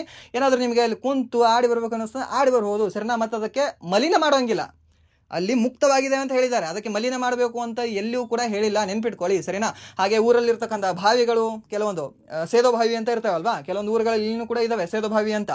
ಸೊ ಆ ಒಂದು ಬಾವಿಯು ಕೂಡ ಎಲ್ಲರಿಗೆ ಮುಕ್ತವಾಗಿರುತ್ತವೆ. ಹಾಗೆ ಕೆಲವೊಂದು ಉದ್ಯಾನವನಗಳಿರ್ತವೆ, ಪಬ್ಲಿಕ್ ಗಾರ್ಡನ್ಗಳು. ಸೊ ಆ ಗಾರ್ಡನ್ಗಳು ಕೂಡ ನಿಮಗೆ ಎಲ್ಲರಿಗೂ ಕೂಡ ಮುಕ್ತವಾಗಿರ್ತವೆ. ಆ ಒಂದು ಮಾಹಿತಿ ಹೇಳಲ್ಪಟ್ಟಿರ್ತಕ್ಕಂಥ ಒಂದು ವಿಧಿ ಯಾವುದು ಅಂತ ನೋಡಿದ್ರೆ 15 ಸಬ್ ಆರ್ಟಿಕಲ್ 2 ಅಂತಾನೆ ಹೇಳ್ತೀವಿ. ಸರಿನಾ? ಯಾವುದೇ ಧರ್ಮ, ಜಾತಿ, ಲಿಂಗ ಮೇಲೆ ತಾರತಮ್ಯ ಮಾಡುವಂತಿಲ್ಲ ಅಂತ ಹೇಳ್ತದೆ. ಯಾವುದು? 15ನೇ ಒಂದು ವಿಧಿ. ನೆನ್ಪಿಟ್ಕೊಳ್ಳಿ, ಕೇಳ್ಬೋದು ನಿಮಗೆ. ಹಾಗೆ ಜೀವನದ ಸ್ವಾತಂತ್ರ್ಯದ ಬಗ್ಗೆ ಹೇಳತಕ್ಕಂಥ ಒಂದು ವಿಧಿ ಯಾವುದು ಅಂದ್ರೆ 21ನೇ ವಿಧಿ, ಜೀವನದ ಸ್ವಾತಂತ್ರ್ಯ. ಇವಾಗ ನಾನೇನು ಬದುಕ್ತಾ ಇದೀವಿ ಅಂತ ನೋಡೋದಾದ್ರೆ ಯಾವ ಒಂದು ವಿಧಿಯ ಅನ್ವಯ ನಾವು ಬದುಕ್ತಾ ಇದೀವಿ ಅಂತಂದ್ರೆ ಅನುಚ್ಛೇದ 21ರ ಅನ್ವಯ ನಾವು ಬದುಕ್ತಾ ಇದೀವಿ. ಸರಿನಾ? ಇದು ಕೂಡ ಗೊತ್ತಿರಲಿ, ಕೇಳಬಹುದು ನಿಮಗೆ.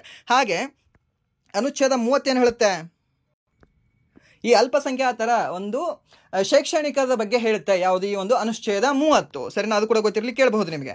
ಅಂಡ್ ದೆನ್ ನೆಕ್ಸ್ಟ್ ಪ್ರಶ್ನೆ ಏನಿದೆ ಅಂತ ನೋಡಿದ್ರೆ ಸ್ವಾತಂತ್ರ್ಯಕ್ಕೂ ಮೊದಲು ಭಾರತೀಯರ ಪ್ರಾಥಮಿಕ ಉದ್ಯೋಗ ಯಾವುದಾಗಿತ್ತು? ಕೃಷಿ ಆಗಿತ್ತು ಅಷ್ಟೇ.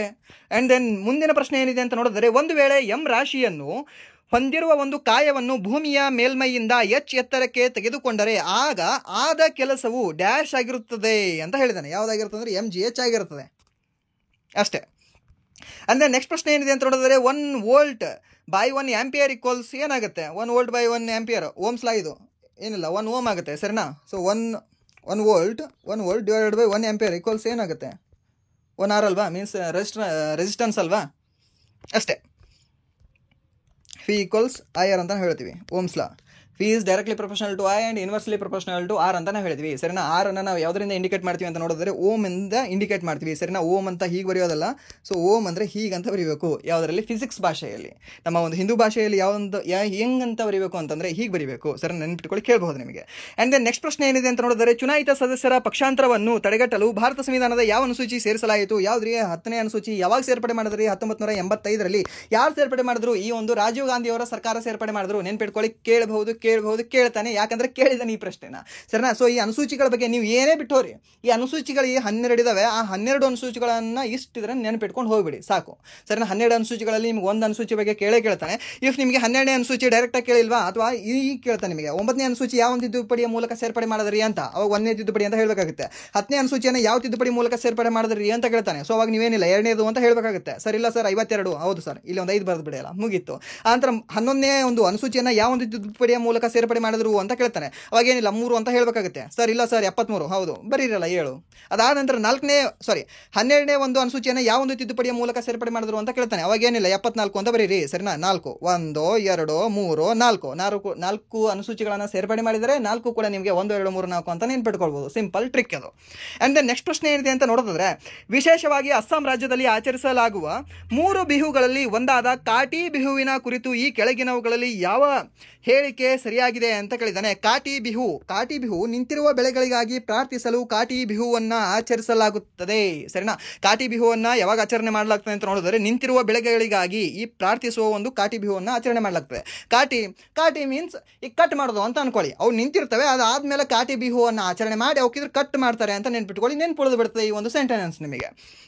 ಅಂಡ್ ನೆಕ್ಸ್ಟ್ ಪ್ರಶ್ನೆ ಏನಿದೆ ಅಂತ ನೋಡಿದ್ರೆ ಈ ಕೆಳಗಿನವುಗಳಲ್ಲಿ ಯಾವುದು ಭಾರತದ ವಿತ್ತೀಯ ನೀತಿಯನ್ನು ರೂಪಿಸುತ್ತದೆ ಅಂತ ಕೇಳಿದ್ರೆ, ವಿತ್ತೀಯ ನೀತಿ MPCಯನ್ನು ಯಾರು ರೂಪಿಸ್ತಾರ್ರಿ? MPC 3 ತಿಂಗಳಿಗೊಮ್ಮೆ ಬರ್ತಾರೆ ಅಲ್ವಾ, ಬಂದು ಹೇಳ್ತಾರೆ ರೆಪೋ ರೇಟ್ ಇಷ್ಟಿದೆ, ರಿವರ್ಸ್ ರೆಪೋ ರೇಟ್ ಇಷ್ಟಿದೆ ಅಂತ.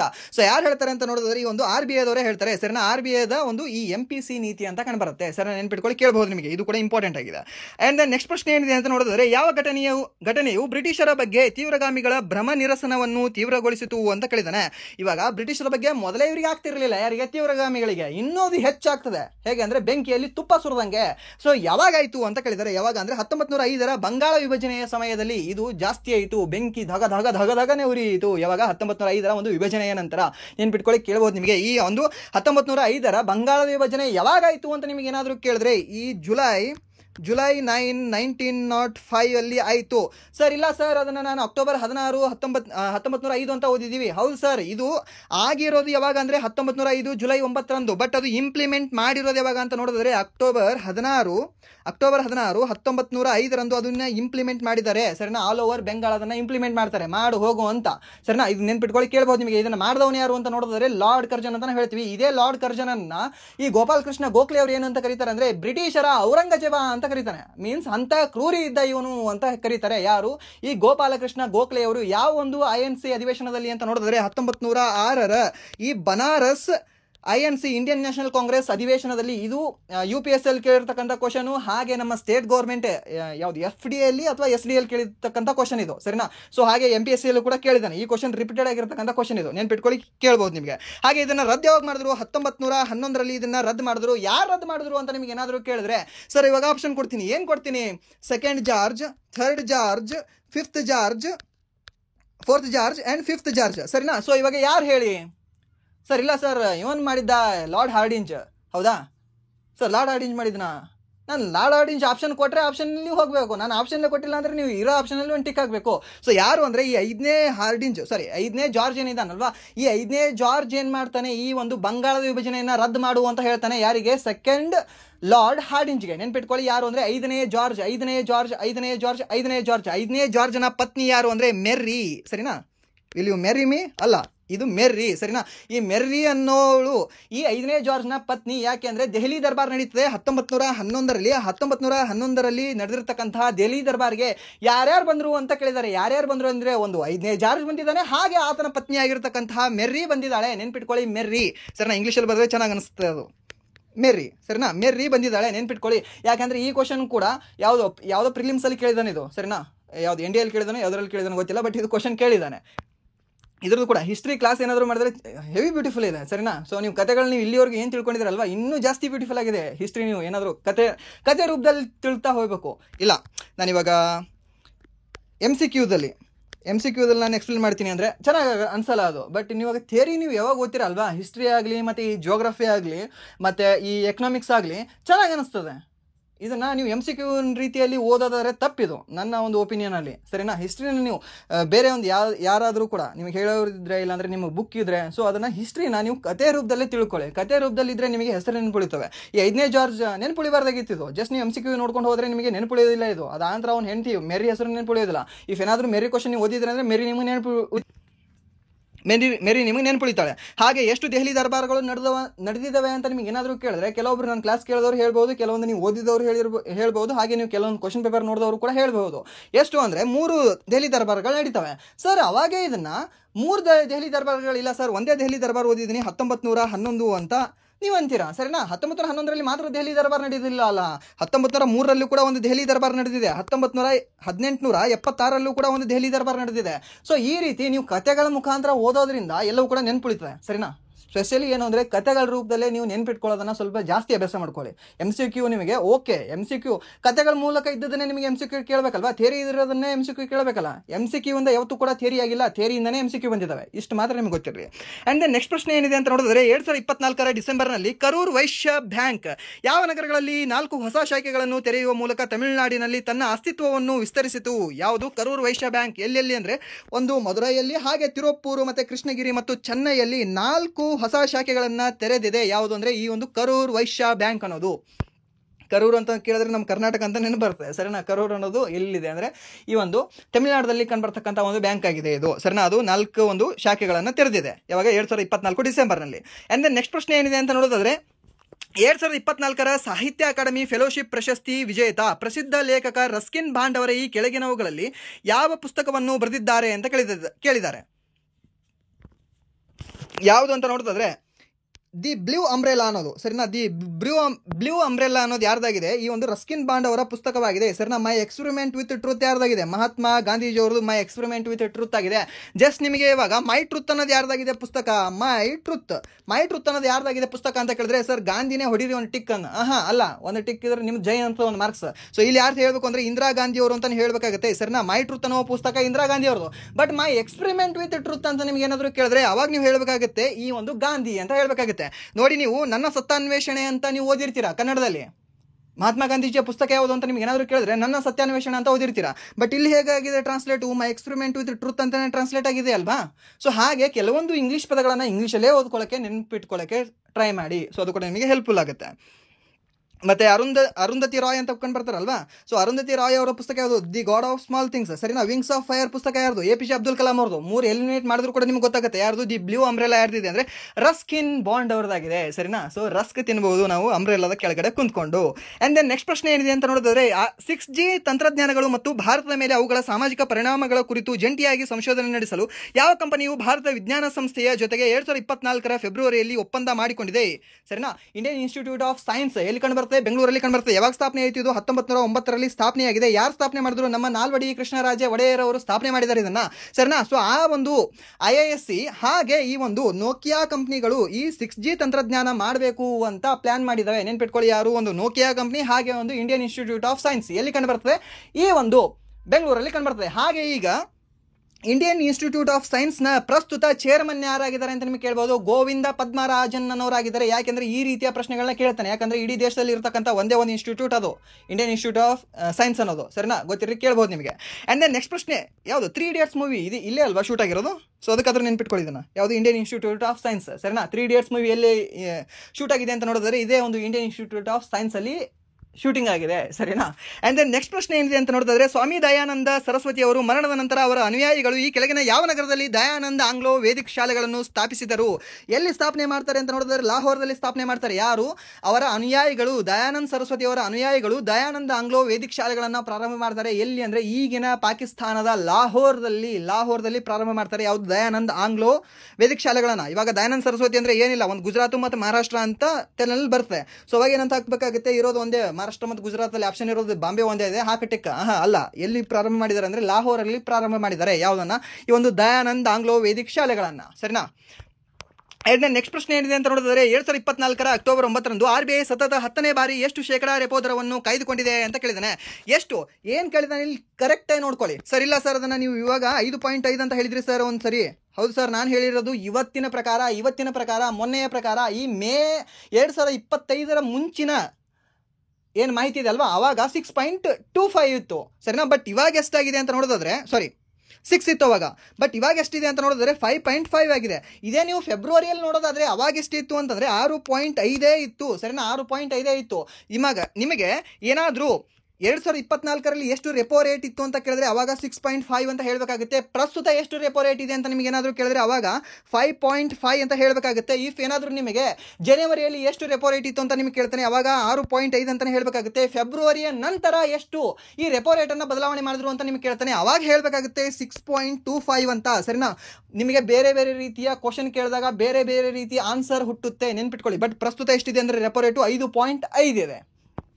ಅಂಡ್ ದೆನ್ ನೆಕ್ಸ್ಟ್ ಪ್ರಶ್ನೆ ಏನಿದೆ ಅಂತ ನೋಡೋದಾದ್ರೆ ಈ ಕೆಳಗಿನವುಗಳಲ್ಲಿ ಭಾರತದ ಯಾವ ರಾಜ್ಯವು ಹಸಿರು ಕ್ರಾಂತಿಯಿಂದ ಹೆಚ್ಚು ಸಕಾರಾತ್ಮಕವಾಗಿ ಪ್ರಭಾವಕ್ಕೆ ಒಳಗಾಗಿದೆ? ಯಾವ ಒಂದು ರಾಜ್ಯ ರೀ? 2 ರಾಜ್ಯ. ಇವಾಗ ಹಸಿರು ಕ್ರಾಂತಿ ಅಂದರೆ 2-2-2 ಫಾರ್ಮುಲಾ ನಿಮ್ಗೆ ಹೇಳಿದ್ದೀನಿ. ಯಾವುದು? 2-2-2-2-2-2-2 ಏನು 2-2-2? 2 ಬೆಳೆಗಳು, 2 ವ್ಯಕ್ತಿಗಳು, 2 ರಾಜ್ಯಗಳು. 2 ಬೆಳೆಗಳು ಯಾವುದು ಅಂದರೆ ಒಂದು ಗೋಧಿ, ಹಾಗೆ ಇನ್ನೊಂದು ಭತ್ತ. ಹಾಗೆ 2 ರಾಜ್ಯಗಳು ಯಾವುದು ಅಂದರೆ ಒಂದು ಪಂಜಾಬ, ಹಾಗೆ ಇನ್ನೊಂದು ಹರಿಯಾಣ. ಹಾಗೆ 2 ವ್ಯಕ್ತಿಗಳು ಯಾರು ಅಂದರೆ ಒಂದು MS ಸ್ವಾಮಿನಾಥನ್, ಹಾಗೆ ಇನ್ನೊಂದು ಸುಬ್ರಹ್ಮಣ್ಯನ್ ಅಂತ. ಸರಿನಾ. ನಿಮಗೆ ವ್ಯಕ್ತಿಗಳು ಕೇಳಿದ್ರೆ ಇವರಿಬ್ಬರೇ ಹೇಳಬೇಕು. ಅದಾದ ನಂತರ ಬೆಳೆಗಳು ಕೇಳಿದ್ರೆ ಈ ಗೋಧಿ ಮತ್ತು ಭತ್ತ ಅಂತಲೇ ಹೇಳಬೇಕಾಗುತ್ತೆ. ಹಾಗೆ ರಾಜ್ಯ ಕೇಳಿದ್ರೆ 2 ಹೇಳಬೇಕಾಗುತ್ತೆ, ಪಂಜಾಬ್ ಮತ್ತು ಹರಿಯಾಣ ಅನ್ನೋದು. ಸರಿನಾ. 2-2-2 ಫಾರ್ಮುಲಾ ನೆನ್ಪಿಟ್ಕೊಳ್ಳಿ. ನಿಮಗೆ ಎಲ್ಲ ಕ್ವಶನ್ಗಳು ಕೂಡ ಆನ್ಸರ್ ಸಿಕ್ಬಿಡುತ್ತೆ. ಹಾಗೆ ನಮ್ಮ ಭಾರತದ ಹಸಿರು ಕ್ರಾಂತಿಯ ಪಿತಾಮಹ ಯಾರು ಅಂತ ನಿಮಗೆ ಏನಾದರೂ ಕೇಳಿದ್ರೆ MS ಸ್ವಾಮಿನಾಥನ್ ಅವರು ನಮ್ಮ ಭಾರತ ಹಸಿರು ಕ್ರಾಂತಿಯ ಪಿತಾಮಹರಾಗಿದ್ದಾರೆ. ಹಾಗೆ ನಮ್ಮ ಭಾರತದ ಹಸಿರು ಕ್ರಾಂತಿಯ ರಾಜಕೀಯ ಪಿತಾಮಹ ಅಂತ ಕೇಳಿದಾಗ ನೀವು ಯಾರು ಅಂತ ಹೇಳಬೇಕಾಗತ್ತೆ ಅಲ್ವಾ? ಭಾರತದ ರಾಜಕೀಯ ಹಸಿರು ಕ್ರಾಂತಿಯ ಪಿತಾಮಹ ಯಾರು? ಅವಾಗ MS ಸ್ವಾಮಿನಾಥನ 1 ಮಾರ್ಕ್ಸ್ ಜೈ ಅಂತದೆ ಹೋಗ್ತದೆ. ಸರಿನಾ. ಹೊಗೆ ಬಟ್ ಹೊಗೆ ಆಗಬಾರ್ದು, ಅದು ಬರಬೇಕದು. ಸರಿನಾ. ಬೆಂಕಿ ಹತ್ಬೇಕಲ್ಲಿ 1 ಮಾರ್ಕ್ಸ್ ಬರಬೇಕು. ಯಾರು ಅಂದರೆ ಈ ಸುಬ್ರಹ್ಮಣ್ಯನ್ ಅವರು ಏನಿದಾರಲ್ವಾ ನಮ್ಮ ಭಾರತದ ರಾಜಕೀಯ ಹಸಿರು ಕ್ರಾಂತಿಯ ಪಿತಾಮಹರಾಗಿದ್ದಾರೆ, ನೆನ್ಪಿಟ್ಕೊಳ್ಳಿ. ಸರಿನಾ. ಏನಾದರೂ ನಿಮಗೆ ಜಸ್ಟ್ ಹಸಿರು ಕ್ರಾಂತಿಯ ಪಿತಾಮಹ ಅಂತ ಕೇಳಿದ್ರೆ ಅವಾಗ MS ಸ್ವಾಮಿನಾಥನ್ ಇದೆಯಾ ಇಲ್ವಾ ಅಂತ ನೋಡಬೇಕು. ಇದು ಇದ್ದು ಕೂಡ ಇನ್ನೊಂದು ನಾರ್ಮನ್ ಬೋರ್ಲಾಗ್ ಅಂತ ಏನಾದರೂ ಇದೆಯಾ? ನಾರ್ಮನ್ ಬೋರ್ಲಾಗ್ ಇದ್ರೆ ಏನಿಲ್ಲ, ನಾರ್ಮನ್ ಬೋರ್ಲಾಗಿಗೆ ಟಿಕ್ ಹಾಕಬೇಕು. ಇಫ್ ನಾರ್ಮನ್ ಬೋರ್ಲಾಗ್ ಇರಲಿಲ್ಲ ಅಂದರೆ ಮಾತ್ರ ನೀವು ಅಲ್ಲಿ ಏನು ಹೋಗಬೇಕು ಅಂದರೆ MS ಸ್ವಾಮಿನಾಥನ್ಗೆ ಹೋಗಬೇಕು.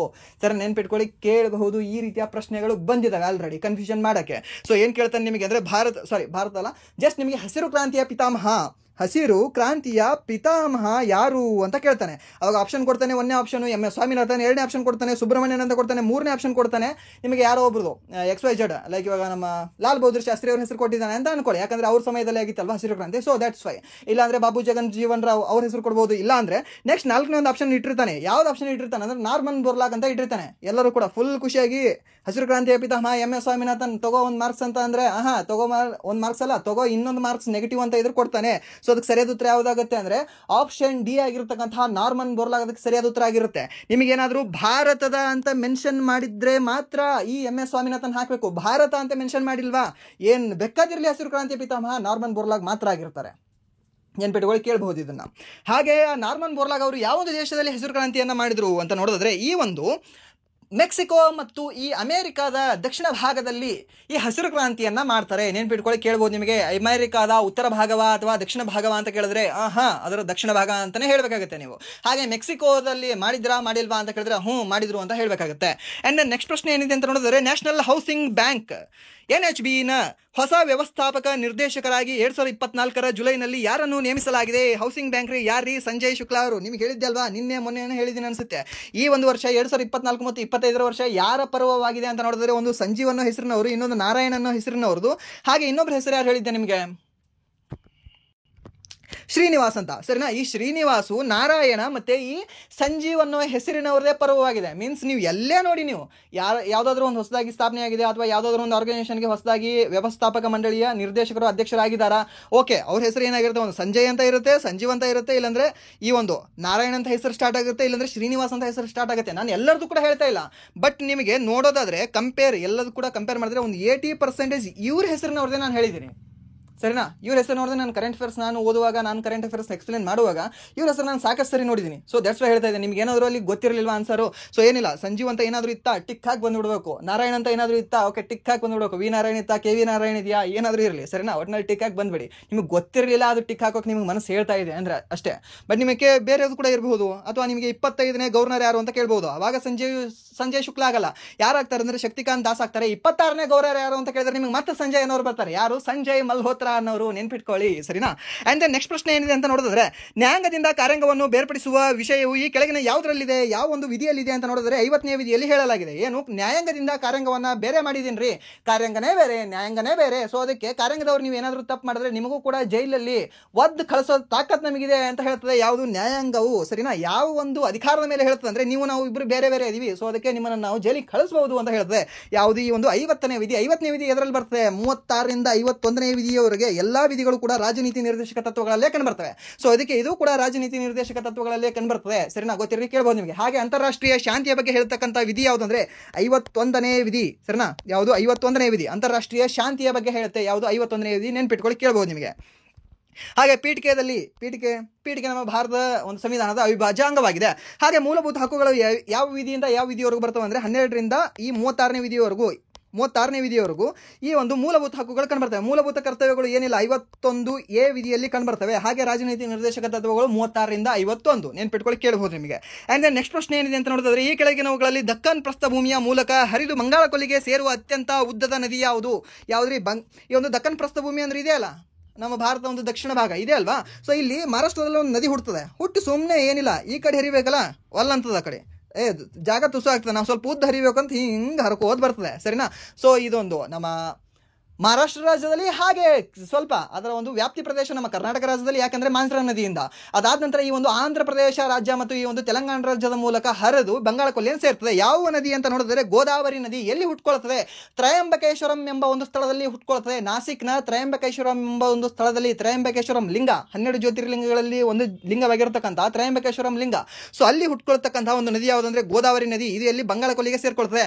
ಹಾಗೆ ಎರಡನೇ ಅತಿ ಉದ್ದವಾದ ನದಿ ಅಂತ ನಿಮ್ಗೆ ಏನಾದರೂ ಕೇಳಿದ್ರೆ ಎಲ್ಲಿ? ದಕ್ಕನ್ ಭೂಮಿಯಲ್ಲಿ ಹರಿತಕ್ಕಂತಹ ಎರಡನೇ ಅತಿ ಉದ್ದವಾದ ನದಿ ಯಾವುದು ಅಂತ ನಿಮ್ಗೆ ಕೇಳಿದ್ರೆ ಕೃಷ್ಣಾ ನದಿ. ಇದು ಕೂಡ ಎಲ್ಲಿ ಹುಟ್ಕೊಳ್ತದೆ ಅಂದ್ರೆ ಇದೇ ಮಹಾರಾಷ್ಟ್ರ ರಾಜ್ಯದಲ್ಲಿ ಹುಟ್ಕೊಳ್ತದೆ. ಬಟ್ ಯಾವ ಒಂದು ಪ್ರದೇಶ ಅಂದ್ರೆ ಬಬಲೇಶ್ವರ ಅಲ್ಲ, ಬಬಲೇಶ್ವರ ಕಂಡು ಬರೋದು ನಮ್ಮ ಬಿಜಾಪುರ ಜಿಲ್ಲೆಯಲ್ಲಿ. ಬಟ್ ಇದು ಯಾವುದು ಅಂದ್ರೆ ಮಹಾಬಲೇಶ್ವರ. ಸರಿನಾ? ನೆನ್ಪಿಟ್ಕೊಳ್ಳಿ, ನಾನು ಇನಿಷಿಯಲ್ ಡೇಸ್ ಅಲ್ಲಿ ಬಬಲೇಶ್ವರ ಎರಡೂ ಕೂಡ ಒಂದೇ ಮಾಡಿಬಿಟ್ಟಿದ್ದೆ. ಸರಿನಾ? ಇವನ್ ನನ್ನ ಮ್ಯಾಪ್ ಕೂಡ ಗೊತ್ತಿರಲಿಲ್ಲ, ಎಲ್ಲಿ ಪಾಕಿಸ್ತಾನ ಇದೆ ಎಲ್ಲಿ ನಮ್ಮ ಕರ್ನಾಟಕ ಇದೆ ಅಂತ ಕೂಡ ಗೊತ್ತಿರಲಿಲ್ಲ. ಸೊ ಅವಾಗ ನಾನು ಕನ್ಫ್ಯೂಷನ್ ಮಾಡ್ಕೊಂಡಿರ್ತಕ್ಕಂಥ ವರ್ಡ್ ಇದು. ಸರಿನಾ? ಗೊತ್ತಿರಲಿ ನಿಮಗೆ ಇದು ಕೂಡ. ಹಾಗೆ ನಿಮಗೆ ಬೇರೆ ಪ್ರಶ್ನೆ ಕೇಳಬಹುದು. ಏನು ಅಂದ್ರೆ ಈ ಒಂದು ದಕ್ಕನ್ ಪ್ರಸ್ಥಭೂಮಿಯಲ್ಲಿ ಅತಿ ಉದ್ದವಾಗಿ ಹರಿತಕ್ಕಂತಹ ಯಾವ ನದಿ ಈ ಒಂದು ಅರಬ್ಬಿ ಸಮುದ್ರಕ್ಕೆ ಸೇರ್ತದೆ ಅಂತ, ಸರಿನಾ. ಅರಬ್ಬಿ ಸಮುದ್ರಕ್ಕೆ ಸೇರಿರ್ತಕ್ಕಂತಹ ಅಥವಾ ಪಶ್ಚಿಮಕ್ಕೆ ಹರಿತಕ್ಕಂತಹ ಅತ್ಯಂತ ಉದ್ದವಾದ ನದಿ ಯಾವುದಂದ್ರೆ ನಿಮಗೆ ನರ್ಮದಾ ನದಿ. ಹಾಗೆ ಎರಡನೇ ಅತಿ ಉದ್ದವಾದ ನದಿ ಯಾವುದು ನಿಮಗೆ ಪಶ್ಚಿಮಕ್ಕೆ ಹರಿತಕ್ಕಂತಹ ಅಥವಾ ಈ ಒಂದು ಬಂಗಾಳ ಕೊಲ್ಲಿಗೆ ಸೇರ್ತಕ್ಕಂಥ ನದಿ ಯಾವುದು ಅಂದ್ರೆ ಈ ಒಂದು ತಾಪಿ ನದಿ ಅಂತ ಹೇಳ್ತೀವಿ. ನೆನ್ಪಿಟ್ಕೊಳ್ಳಿ, ಎರಡು ಕೂಡ ಇಂಪಾರ್ಟೆಂಟ್ ಇದಾವೆ. ಆ ಎರಡು ಮಾಹಿತಿ ಕೂಡ ನಿಮಗೆ ಇಂಪಾರ್ಟೆಂಟ್ ಇದಾವೆ, ಹಾಗೆ ಈ ಎರಡು ಮಾಹಿತಿ ಕೂಡ ಇಂಪಾರ್ಟೆಂಟ್ ಇದಾವೆ. ಸರ್ ಹಾಗಾದ್ರೆ ಇದನ್ನ ಹೇಳಿ, ಗೋದಾವರಿ ನದಿ ಅತಿ ಉದ್ದವಾಗಿದೆಯಾ ಅಥವಾ ನರ್ಮದಾ ನದಿ ಉದ್ದವಾಗಿದೆಯಾ? ಸರ್ ಗೋದಾವರಿ ನದಿನೇ ಉದ್ದವಾಗಿದೆ. ಗೋದಾವರಿ ನದಿ ಫಸ್ಟ್ ಬರುತ್ತೆ ನಿಮಗೆ, ಸೆಕೆಂಡ್ ಬರೋದು ನಿಮಗೆ ಕೃಷ್ಣ, ಥರ್ಡ್ ಬರೋದು ನಿಮಗೆ ಈ ಒಂದು ನರ್ಮದಾ, ಹಾಗೆ ನಿಮಗೆ ಫೋರ್ತ್ ಬರೋದು ಯಾವುದು ಅಂದ್ರೆ ಈ ಒಂದು ತಾಪಿ ನದಿ ಕಂಡುಬರುತ್ತೆ. ನೆನ್ಪಿಟ್ಕೊಳ್ಳಿ, ಇದೇ ಒಂದು ಆರ್ಡರ್ ಅಲ್ಲೇ ನೆನ್ಪಿಟ್ಕೊಳ್ಳಿ, ಸರಿನಾ. ನೆಕ್ಸ್ಟ್ ನಿಮಗೆ ನಮ್ಮ ಕಾವೇರಿ ನದಿ ಕೂಡ ಕಂಡುಬರುತ್ತೆ. ಅಂಡ್ ದೆನ್ ನೆಕ್ಸ್ಟ್ ಪ್ರಶ್ನೆ ಏನಿದೆ ಅಂತ ನೋಡಿದ್ರೆ, ಸಂವಿಧಾನದ ಪ್ರಕಾರ 1950ರಲ್ಲಿ ಯಾವ ದಿನಾಂಕದಂದು ಚುನಾವಣಾ ಆಯೋಗವನ್ನು ಸ್ಥಾಪಿಸಲಾಯಿತು? ಚುನಾವಣಾ ಆಯೋಗದ ದಿನ, ಚುನಾವಣಾ ದಿನ ಅಂತ ನಾವು ಯಾವಾಗ ಆಚರಣೆ ಮಾಡ್ತೀವಿ? ಜನವರಿ 25 ಅಲ್ವಾ? ಸೊ ಜನವರಿ 25 1950ರಂದು ಈ ಒಂದು ಚುನಾವಣಾ ಆಯೋಗ ಸ್ಥಾಪನೆಯಾಗಿದೆ. 1950 ಜನವರಿ 25, ಸರಿನಾ. ಗೊತ್ತಿರಲಿ, ಕೇಳಬಹುದು ನಿಮಗೆ. ಅಂಡ್ ದೆನ್ ನೆಕ್ಸ್ಟ್ ಪ್ರಶ್ನೆ ಏನಿದೆ ಅಂತ ನೋಡಿದ್ರೆ, 2024 ಜುಲೈನಲ್ಲಿ ಸುದ್ದಿಯಲ್ಲಿದ್ದ ವಿಕ್ರಮ್ ಮಿಶ್ರಿ ಏನು? ಭಾರತ ವಿದೇಶಾಂಗ ಕಾರ್ಯದರ್ಶಿ ಅಷ್ಟೇ.